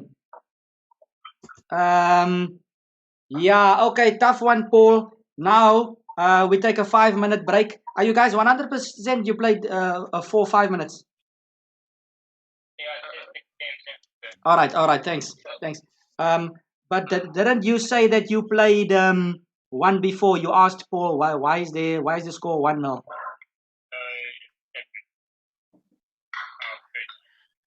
All right. Okay. Anyway, I must have missed a game here because I thought that you guys played 3. Okay. Cool. All right. Okay. It must be my mistake. So we've got another 5-minute break. We can keep the call running if you want to, and then just get back. And then when I see you guys are both at the board, then we can continue next. All right. Thanks, guys. You can just mute again. All right, Lance. So yeah, you can't close your eyes for this matchup. Let's just see what happened over here. Yeah, I mean, Calvin, from my side, it went a bit. I mean, it's slightly delayed from my side. I'm still having some technical difficulties. That's why when I commentate, I'm in a second or so behind. Okay, no worries. So e5 was played, the pawn sack, and then rook d7, not accepting anything, and then check, and then the bishop just dropped. So black just missed that tactic over there. Could black not perhaps take on e5? What was going to happen? Bishop takes c5, but then pawn takes. Yeah, that's what I was thinking. I mean, can't you play maybe? Was it maybe forced to play maybe even queen takes there? Unless there's something direct that we're missing. I mean, it just simply taking the pawn over there is opening up more lines for white. Like I said, rook b1, and then a possible bishop takes c5 is still possible. It's just opening up a lot of stuff. So yeah, very interesting. Lance, I just want to update the scores over there. So just give me a moment here. Okay. But otherwise, what do you think about the match thus far? I think the match so far is it's quite entertaining. I mean, I like seeing Sicilians on the board. It's very attacking. I think both players. I mean, even I think Paul had chances as well. Just Henry just having a little bit of an edge, even technical complications as well. Yeah, Henry's quite sharp. So, but still exciting stuff, especially opening wise. It's nice to see a lot of opens. I mean, a lot of Sicilians on the board. So yeah, but we'll see what happens next. Yeah, so Paul really having a rough time over here. I mean, I think there's lots to learn for him. I mean, it is different from the normal open tournament or even closed event. Blitz is blitz, and I mean, Henry, if you look at the ratings online already, I'm sure these two guys play a bit online. If you look at the ratings, Floppy Dog, which is Paul, is a 2300, which is quite a nice rating for online player. And then you have Henry Moonlight 89 with a 2600 rating. 2600 rating. Yeah. So it's clear that Henry knows his way around the blitz, and even shorter time control coming soon. So let's take a look at the scoreboard quickly.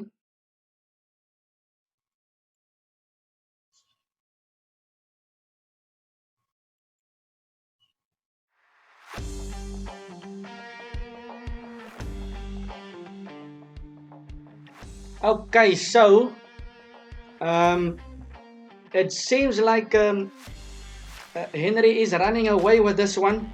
He scored 2 wins in the rapid, which gave him 4 points, 2 points for each game. And then he scored another 4 points now straight in the 5.1 minutes, 5 minute 1 second increment.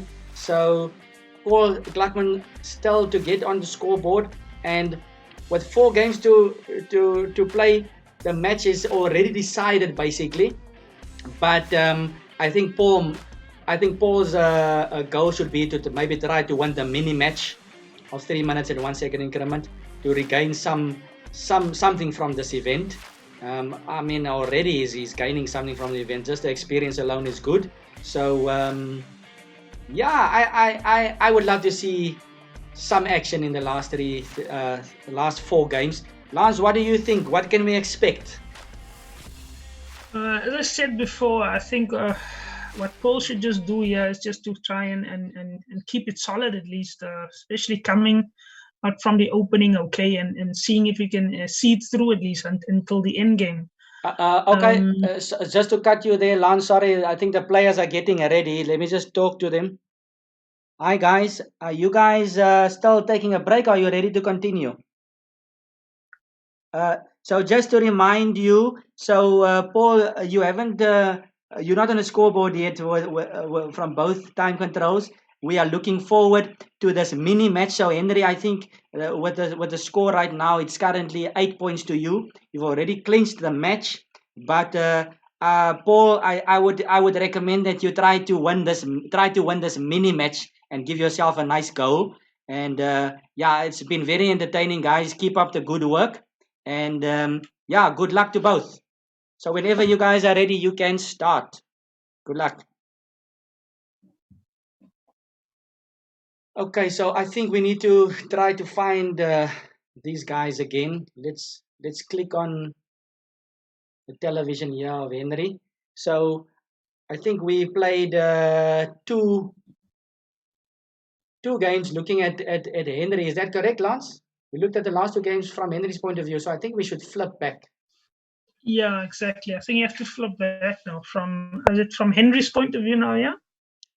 No, it was from Henry's point of view, so we go switching Henry's back point to of view, yeah. So it's switching back to Paul, and I don't know. I'd like to see Paul get on the scoreboard here.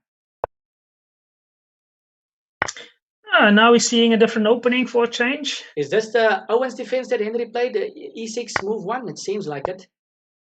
And Black typically swapping off that potentially bad bishop, with the pawn structure being a lot of them fixed on the light squares. So this bishop could potentially be a problem for Black, and Black swaps off the correct pieces there. Thinking about the long-term situation in the endgame. If you consider these pawns, the bishop on d2 might be a bad piece in the end game. In the middle game, we can still use him to attack, but in the end game, that bishop might not be the hottest piece.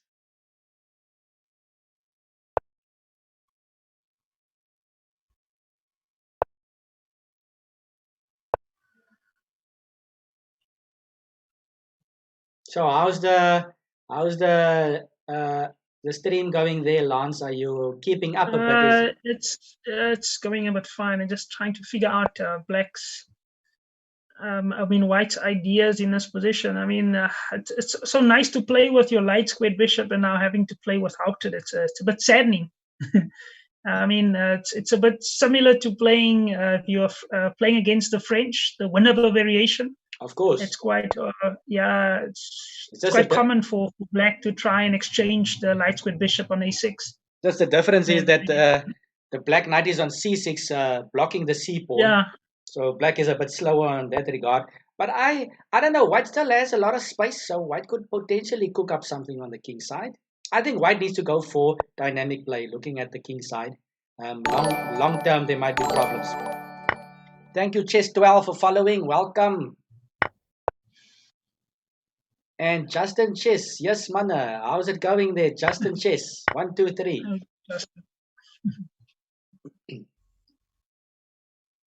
Hi, Justin. Okay, so Black finally got in c5. White is not playing on the side where I want him to play. And it's difficult to come up. Finally Paul comes up with something, and now maybe rook takes g3 is a possibility. And Henry comes up with a nice tactic over there. If you capture the knight, then c4 will fork both major pieces over there.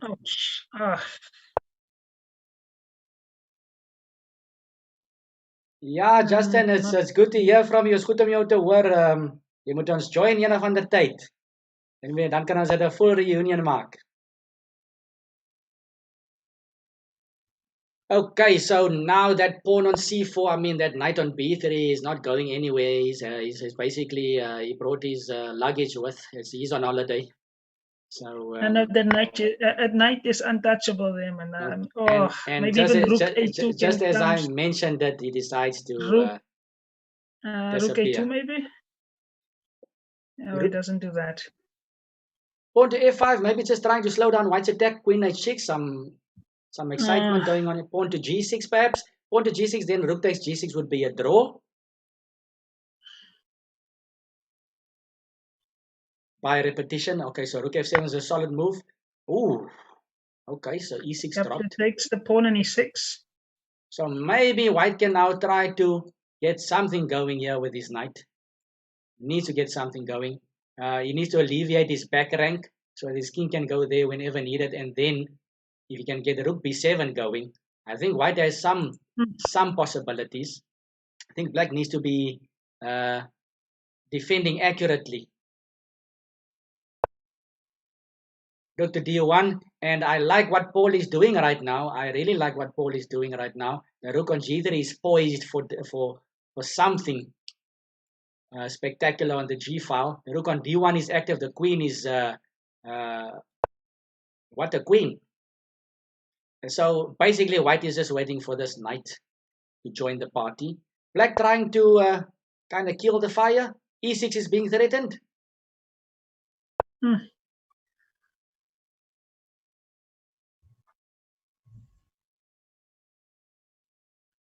I mean, couldn't we have just taken the pawn on d5 maybe? I don't know. White doesn't want to exchange queens. White doesn't want to exchange queens. So even now, the reason why White is thinking is White wants to, especially with this time control, you want the initiative. You don't want to go into an endgame. The c3 pawn. I mean, the white pieces, the rooks are standing well for middle game activity. But in the endgame, the knight might end up being worse than the bishop. I like that move. Maybe trying to move. The knight is destined for d4 or g5. And the pawn can also cause some problems at some point. Sometimes just a distraction. Okay, so knight d4 probably. Okay, knight g5, more dynamic. Knight d4 is just blocking things Paul doesn't want to block. E6. Paul is really going for it with 15 seconds on the clock. So Henry just asking what the knight is going to do. Maybe double up on the e file. Knight takes h6 is possible. Okay, he had to do something like that. Knight takes h6. Okay. No, but it's not a bad idea. Yeah. Yes, that was quite good. That was quite good. That's a good move there. Lovely stuff. So Paul being an exchange up, there might be something now. He needs to just keep his eye on the clock. Of course, Black does have a monster bishop over there. He had to retract the bishop, unfortunately for Black. Oh, nice. This is lovely. This is good play by White. Paul keeping the tension with the queen on the board.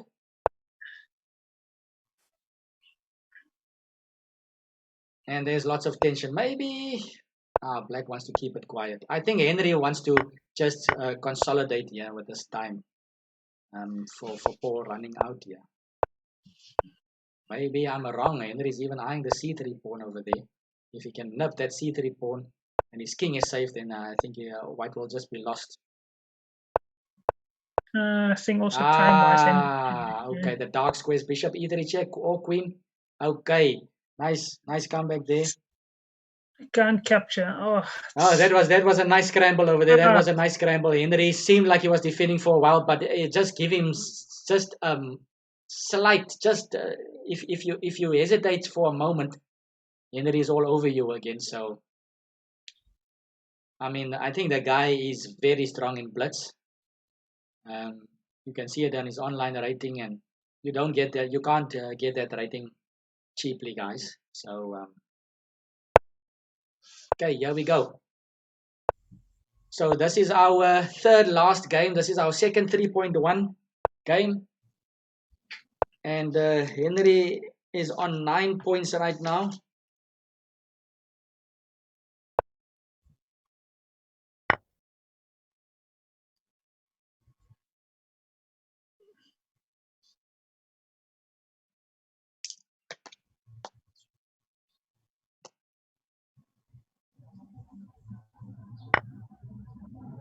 So b4 is hanging. What's going on here? As a it's going a bit far. Did you follow that last move?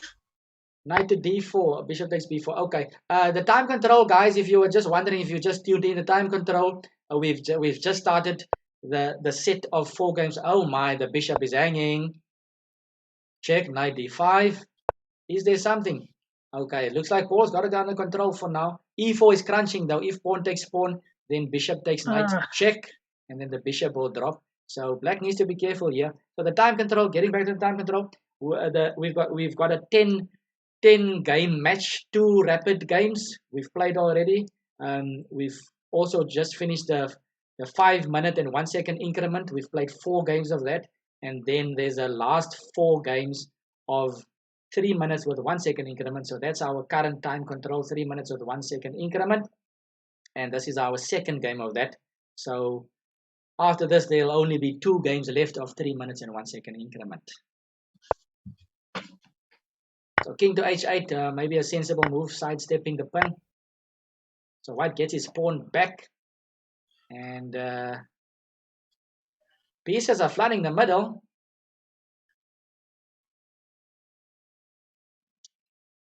It's not really much Black could have done, I think, there for that. I mean, he has to give up a pawn there.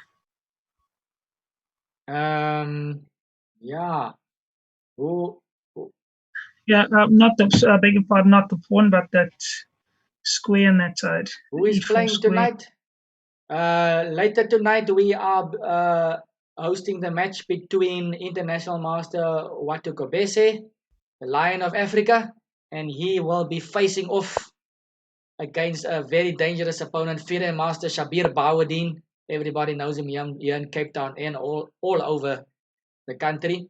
In his I'll keep his short profile for a bit later, but that's also a very, very juicy match. I play a lot of tournaments in Cape Town, or when it was still not locked down. But I play a lot of tournaments, and the amount of times I've seen Watu and Shabir play over the past few years, it's It's a lot. It's a lot, but every game is always interesting, very entertaining. So yeah, that's later tonight. Watu and Shabir, very, very.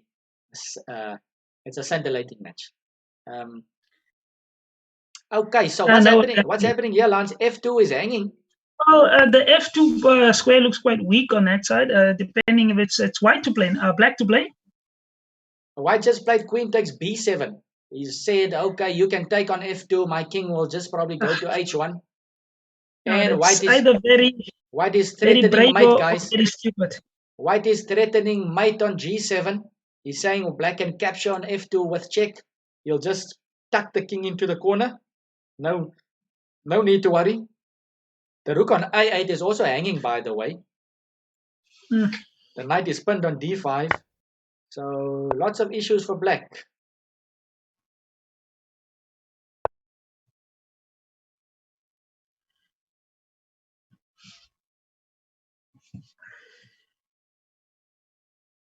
And he goes for it.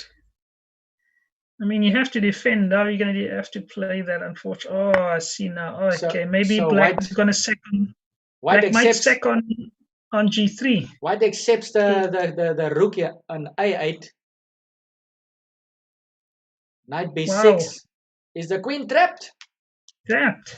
Is the queen trapped? Could it be? So that's quite a cute maneuver. Maybe bishop e5. Can bishop e5 still do something? Bishop to e5? No, we're losing a piece, but... Oh, lovely, Paul. Paul squeezes his first one. Great stuff, Paul. Getting onto the scoreboard. Things can happen in blitz. Oh, what a cute queen trap. Bullet. So there we go. Paul is on the scoreboard. Well done to Paul. Fantastic. Well played. Well played. Okay, so now Paul decides to go with e4 again. Henry decides to go with a what do you call it? A modern defense, they call it. And Henry goes for knight f6 here. Oh, I was looking at e5, and then was he gonna play what is, I think is that opening that Carlsen plays.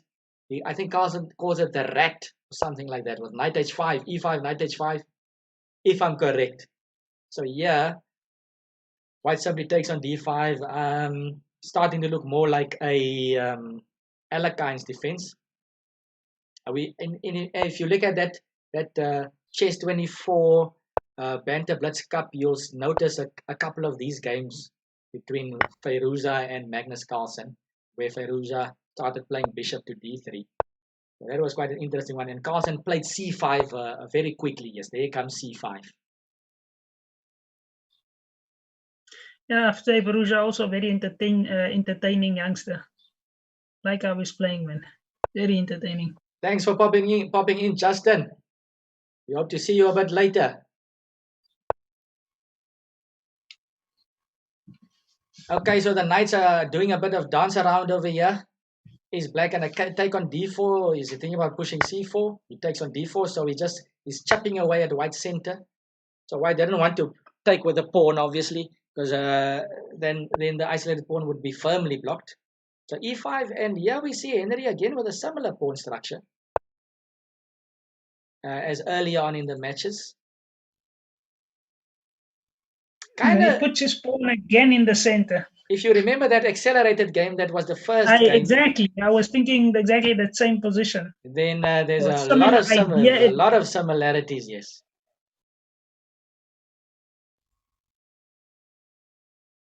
Only thing I think in that game, Henry's knight went to b4. That's the only difference in that. So white already has c3 in over there. Yeah.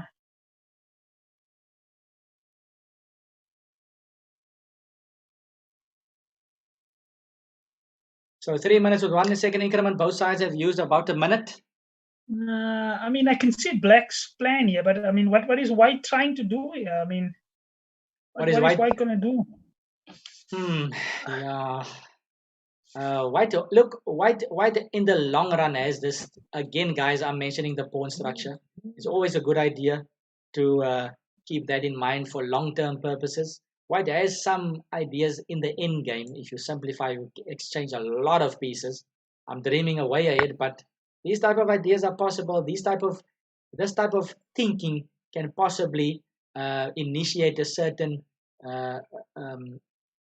way of making decisions during the middle game. I think if you know your end games, if you know your structures, then you can play your middle game easier and make certain decisions easier. And sometimes you don't need to complicate stuff if you are a good end game player. So here's some complications.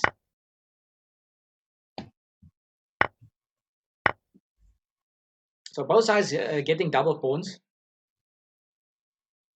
Is the bishop on g7 a bit blunted out by the pawn on c3? What's that bishop going to do eventually?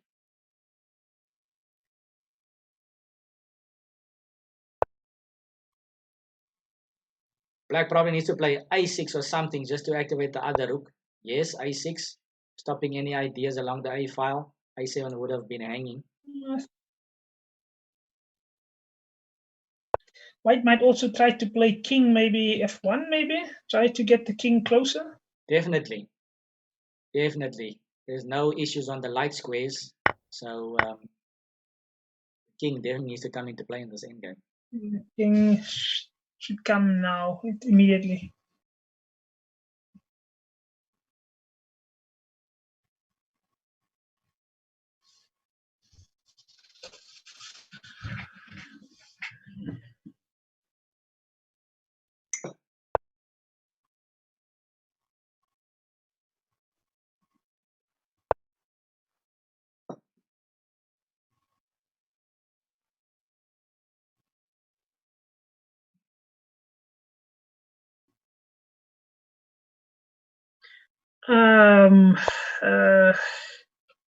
The knight can maybe one day go to d6, maybe d6 now, or c5, d6.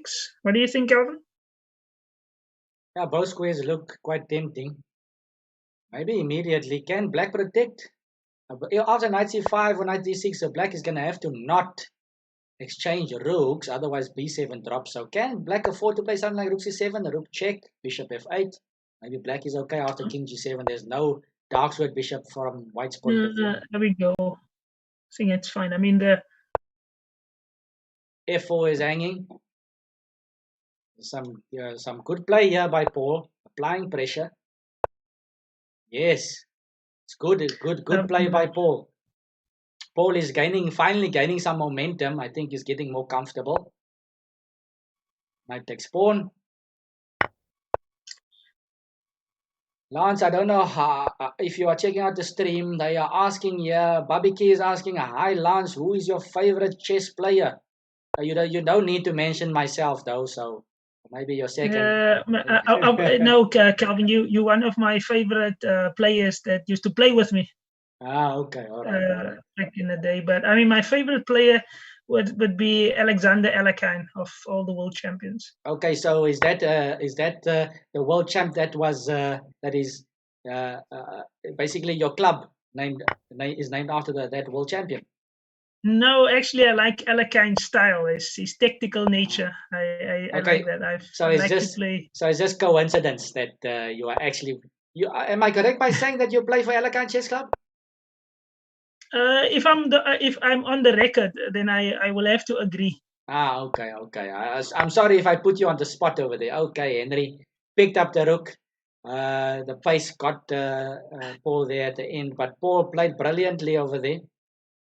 I lost these guys on WhatsApp, so maybe are they playing the rematch or are they calling?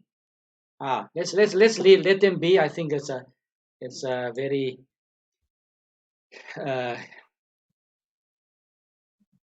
very interesting match, but after Henry has clinched it, I think now it's just about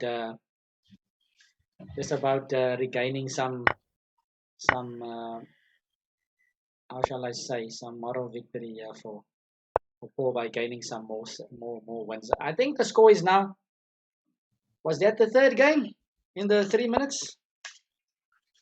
Isn't this the third game? Or no, that was the third game. Was the third game as well, and the score is 2-1. 2-1 in Henry's favor. Yes, so this is the last game of the match. let's see if Paul can equalize in the 3 minutes portion of the match. So Paul is playing with the black pieces. Henry is playing E3 in this position. Henry is playing some interesting stuff. No, I didn't see the first couple of moves. I just find it so interesting, eh? G3 and next move just goes E3 and the bishop just sits there and waits. Sure. I see Justin Chess is saying Spassky. No, Justin he's a big Spassky fan. I mean, for me, as I said, Elakainen.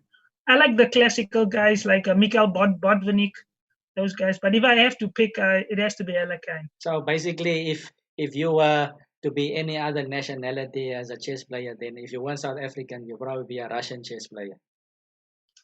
I mean, in terms of how they play, I would say. I mean, I'm not like nationality, just of styles how they play. There's an interesting question, Lance. Do you have a favorite German chess player? Have you been in the country long enough to maybe who's the top player, or do you have any idea who's the main guys from Germany? Well, we have quite a few players. I think on this side. if I'm not mistaken, I think Germany might be one of the top countries when it comes to the amount of grandmasters they have. I think Germany has a lot of grandmasters. I mean, there's a lot of young GMs. I remember in one tournament I played in Stuttgart, you have quite a few grandmasters, like 14 years old, 15, playing in tournaments, and then it would be a local tournament. Okay, 14 is cutting it very close to the world record, though. But yeah, I mean, but it's definitely possible. Definitely possible. Oh, they had this one boy, his name Maya. I don't know if you're familiar with him. He won the I don't know about Maya. Famous tournament. Was it last year or the year before? As with this pandemic, I get a bit confused with the years. But sure. Yeah, they have a few. They have a few strong young players. I mean, the ratings are quite high. Look very difficult to beat. From the German players that I know, I don't know too many, but I got a feeling, if I'm not mistaken, please correct me if I'm wrong in the chat. I've got this player. He's a strong player. He's playing he played for Azerbaijan, but I got a feeling he's from Germany. Arkady Naidic. I mean, his name Naidic? also. Yeah, and Naidic played for Azerbaijan at the Baku Olympiad. I'm not sure who he played for last Olympiad, but he's from Germany, I think. And if I'm not mistaken, Nasipiano as well. Nasipiano is the famous chess grandmaster with the long hair and the long ponytail. He's actually getting a bit older now, but also a very nice chess player. I love the way he plays. Calvin. I think they also might be playing in the Bundesliga here, because as in football we have the Bundesliga, and it's so difficult. I mean, I have played a few games on this side. I mean, they've got so many divisions.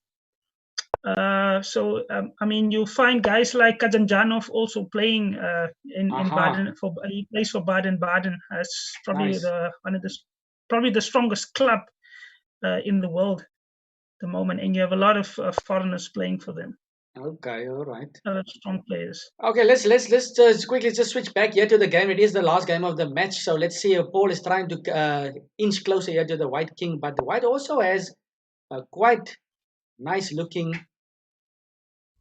attacking stance over here, and the big pieces are protecting the white king quite nicely. I think Paul misplayed it a bit slightly over here. Slightly misplayed it a bit. Because this pawn could also be dangerous. White is threatening to open up lines. F7 is also creaking over there. Queen G4 threatening mate. And black is under immense pressure over here. E6 is dropping. That's not looking good.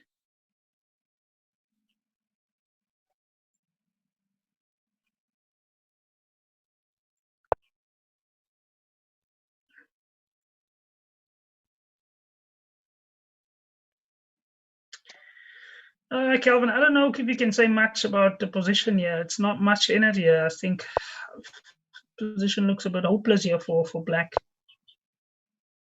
Yeah, I think it's a tough one here for Paul. He actually looked good for a while over there. He actually did look good for a while in this game.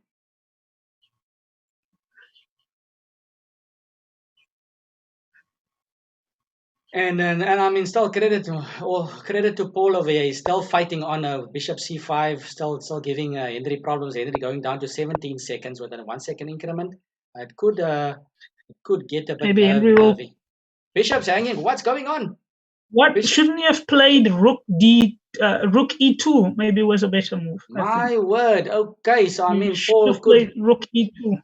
Paul just needs to secure this. His king is now the main problem. If black has enough time to get back and secure the position, maybe rook to e8. Maybe rook to e8 to try and stop the check. Rook e8 and maybe block. Queen e5. What about the check?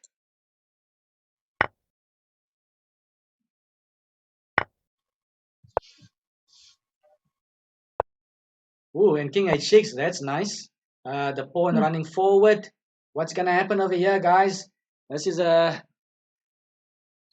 rook to e8. Ouch. Wow. Rook to d5. Yeah. What's happening? Does white have anything? Is there something that I'm missing? Queen e6 maybe. And white is ready to, and Paul is holding on here with a 1 second increment. Paul just needs to continue, and the bishop drops. Okay, so black has a winning position. Can Paul convert this? There's still a bit of work to be done. Definitely a king g5. Wow. Get the king what a comeback by black. Check. Black needs to check and get the king to g5 or g4. Check. King g5. And you can push the pawn on the side as well. Come on, Paul. And Paul lost on time. Oh my word, that's a sad one. That's a sad one. Paul actually was winning there at the end. Okay, he was behind for a while, but I mean, a good fighting spirit there by Paul. Let's get the players on WhatsApp. I think we're just going to do a WhatsApp call now. Hi Henry, kan jy my hoor? Ja, sure. Okay, ek gaan net gou vir Paul on the line kry. Veel geluk met jou victory daarso.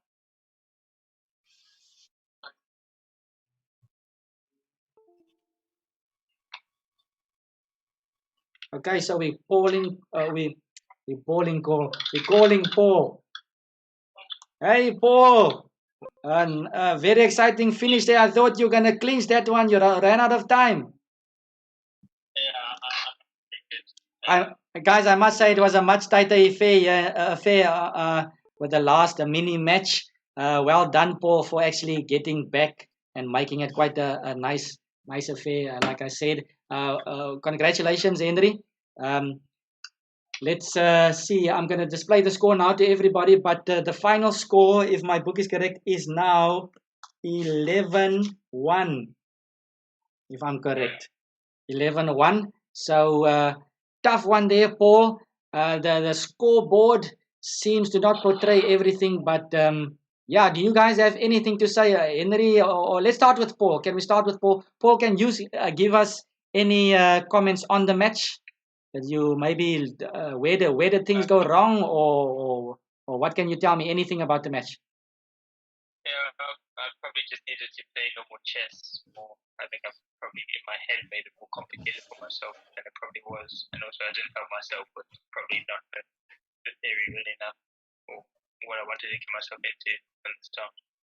Okay, all right. Yeah, I think there's lots to learn from this match. I think you'll definitely bounce back. And I don't think it was such bad play actually. I think time management was also a slight issue over there. Henry was also, I think Henry is a seasoned campaigner on the clock. So lots to learn, but well done, Paul. You actually made it quite interesting at the end. So thank you very much. And Henry, do you have any comments about the match? I don't think the score reflects the actual toughness. Struggle. I think Paul had quite a few chances that he didn't manage to take, and I think if he took those, maybe it would have been a closer match. Yes. yeah, he put up good resistance. It's not like you can feel when you play somebody and they're fighting. Yes, yes, of course. Yeah, so it wasn't an easy match, even though the score might look different. But yeah, my strategy was to sort of just because the rapid games count so much. Yes. I felt that if I could just dominate the rapid, then you'll have a good start to the match. Yeah, it's such a good position for the match. And actually, the game we played, the first game we played, that opening, I did spend some time looking at it this morning. Okay. We were scratching our heads over there. Yeah, we weren't expecting accelerated from you, so I did hint that this might have been some prep. So no, but excellent match, guys. Thank you very much. Was quite entertaining. I think all the matches thus far has provided something different. So I have fully enjoyed this. Tough one to you, Paul. We're gonna see you next time. Well done for your performance in any event. Congratulations again to you, Henry. And you qualify now for tomorrow's semi-finals. So yeah. So thanks, guys, and I'll talk to you soon. Thanks. All right. Cheers. Bye. Okay, Lance, what can you tell me about this match? I think this was a more of a one-sided affair. To a certain degree, when you look at the scoreboard, of course, like Henry just mentioned himself, that the scoreboard doesn't reflect everything, and you could feel some resistance that you don't feel from a player that you're just wiping off the board. So I think Paul has still lots to offer, and he's going to improve a lot, and he's still so young. So, I mean, he's not playing anybody. He's playing a two-time SA Closed champion with lots of experience. So, yeah, what do you think? Yeah, it's exactly what you're saying, Calvin. I think, and Henry also mentioned, Paul really played well. I think he played well. I think he was just up against a very, very strong opponent. I think he gave Henry a few headaches here and there, but at the end, I think Henry held his nerves. Henry was also a bit fast also on the clock at times. Tactically was also a bit more accurate. But I think this is a good experience for Paul also in future. I think he can only get stronger from here. I think he played well, especially the game that he won as well. And the last one, he came close. Yeah, okay. So I guess that's the end of the match, guys. Let's just see if we can get back to our studio over here. Okay, and so what can we say at the end of the match? This was a wonderful match. I think watching Henry Steele play any day is entertainment. Paul Gluckman, upcoming youngster, he's got much to show and much more to show. So interesting match. So the former SA champion coming through there, I would say relatively comfortable.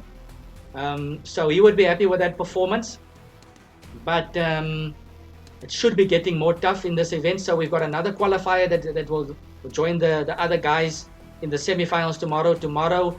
Who do we have that qualified for the semi-finals already? We've got current SA champion Daniel Badish. He's waiting for the rest in the semi-finals. And then we also have international master David Gluckman in the semi-finals. We've just seen international master Mohammed Henry Steele qualifying for the semi-finals tomorrow.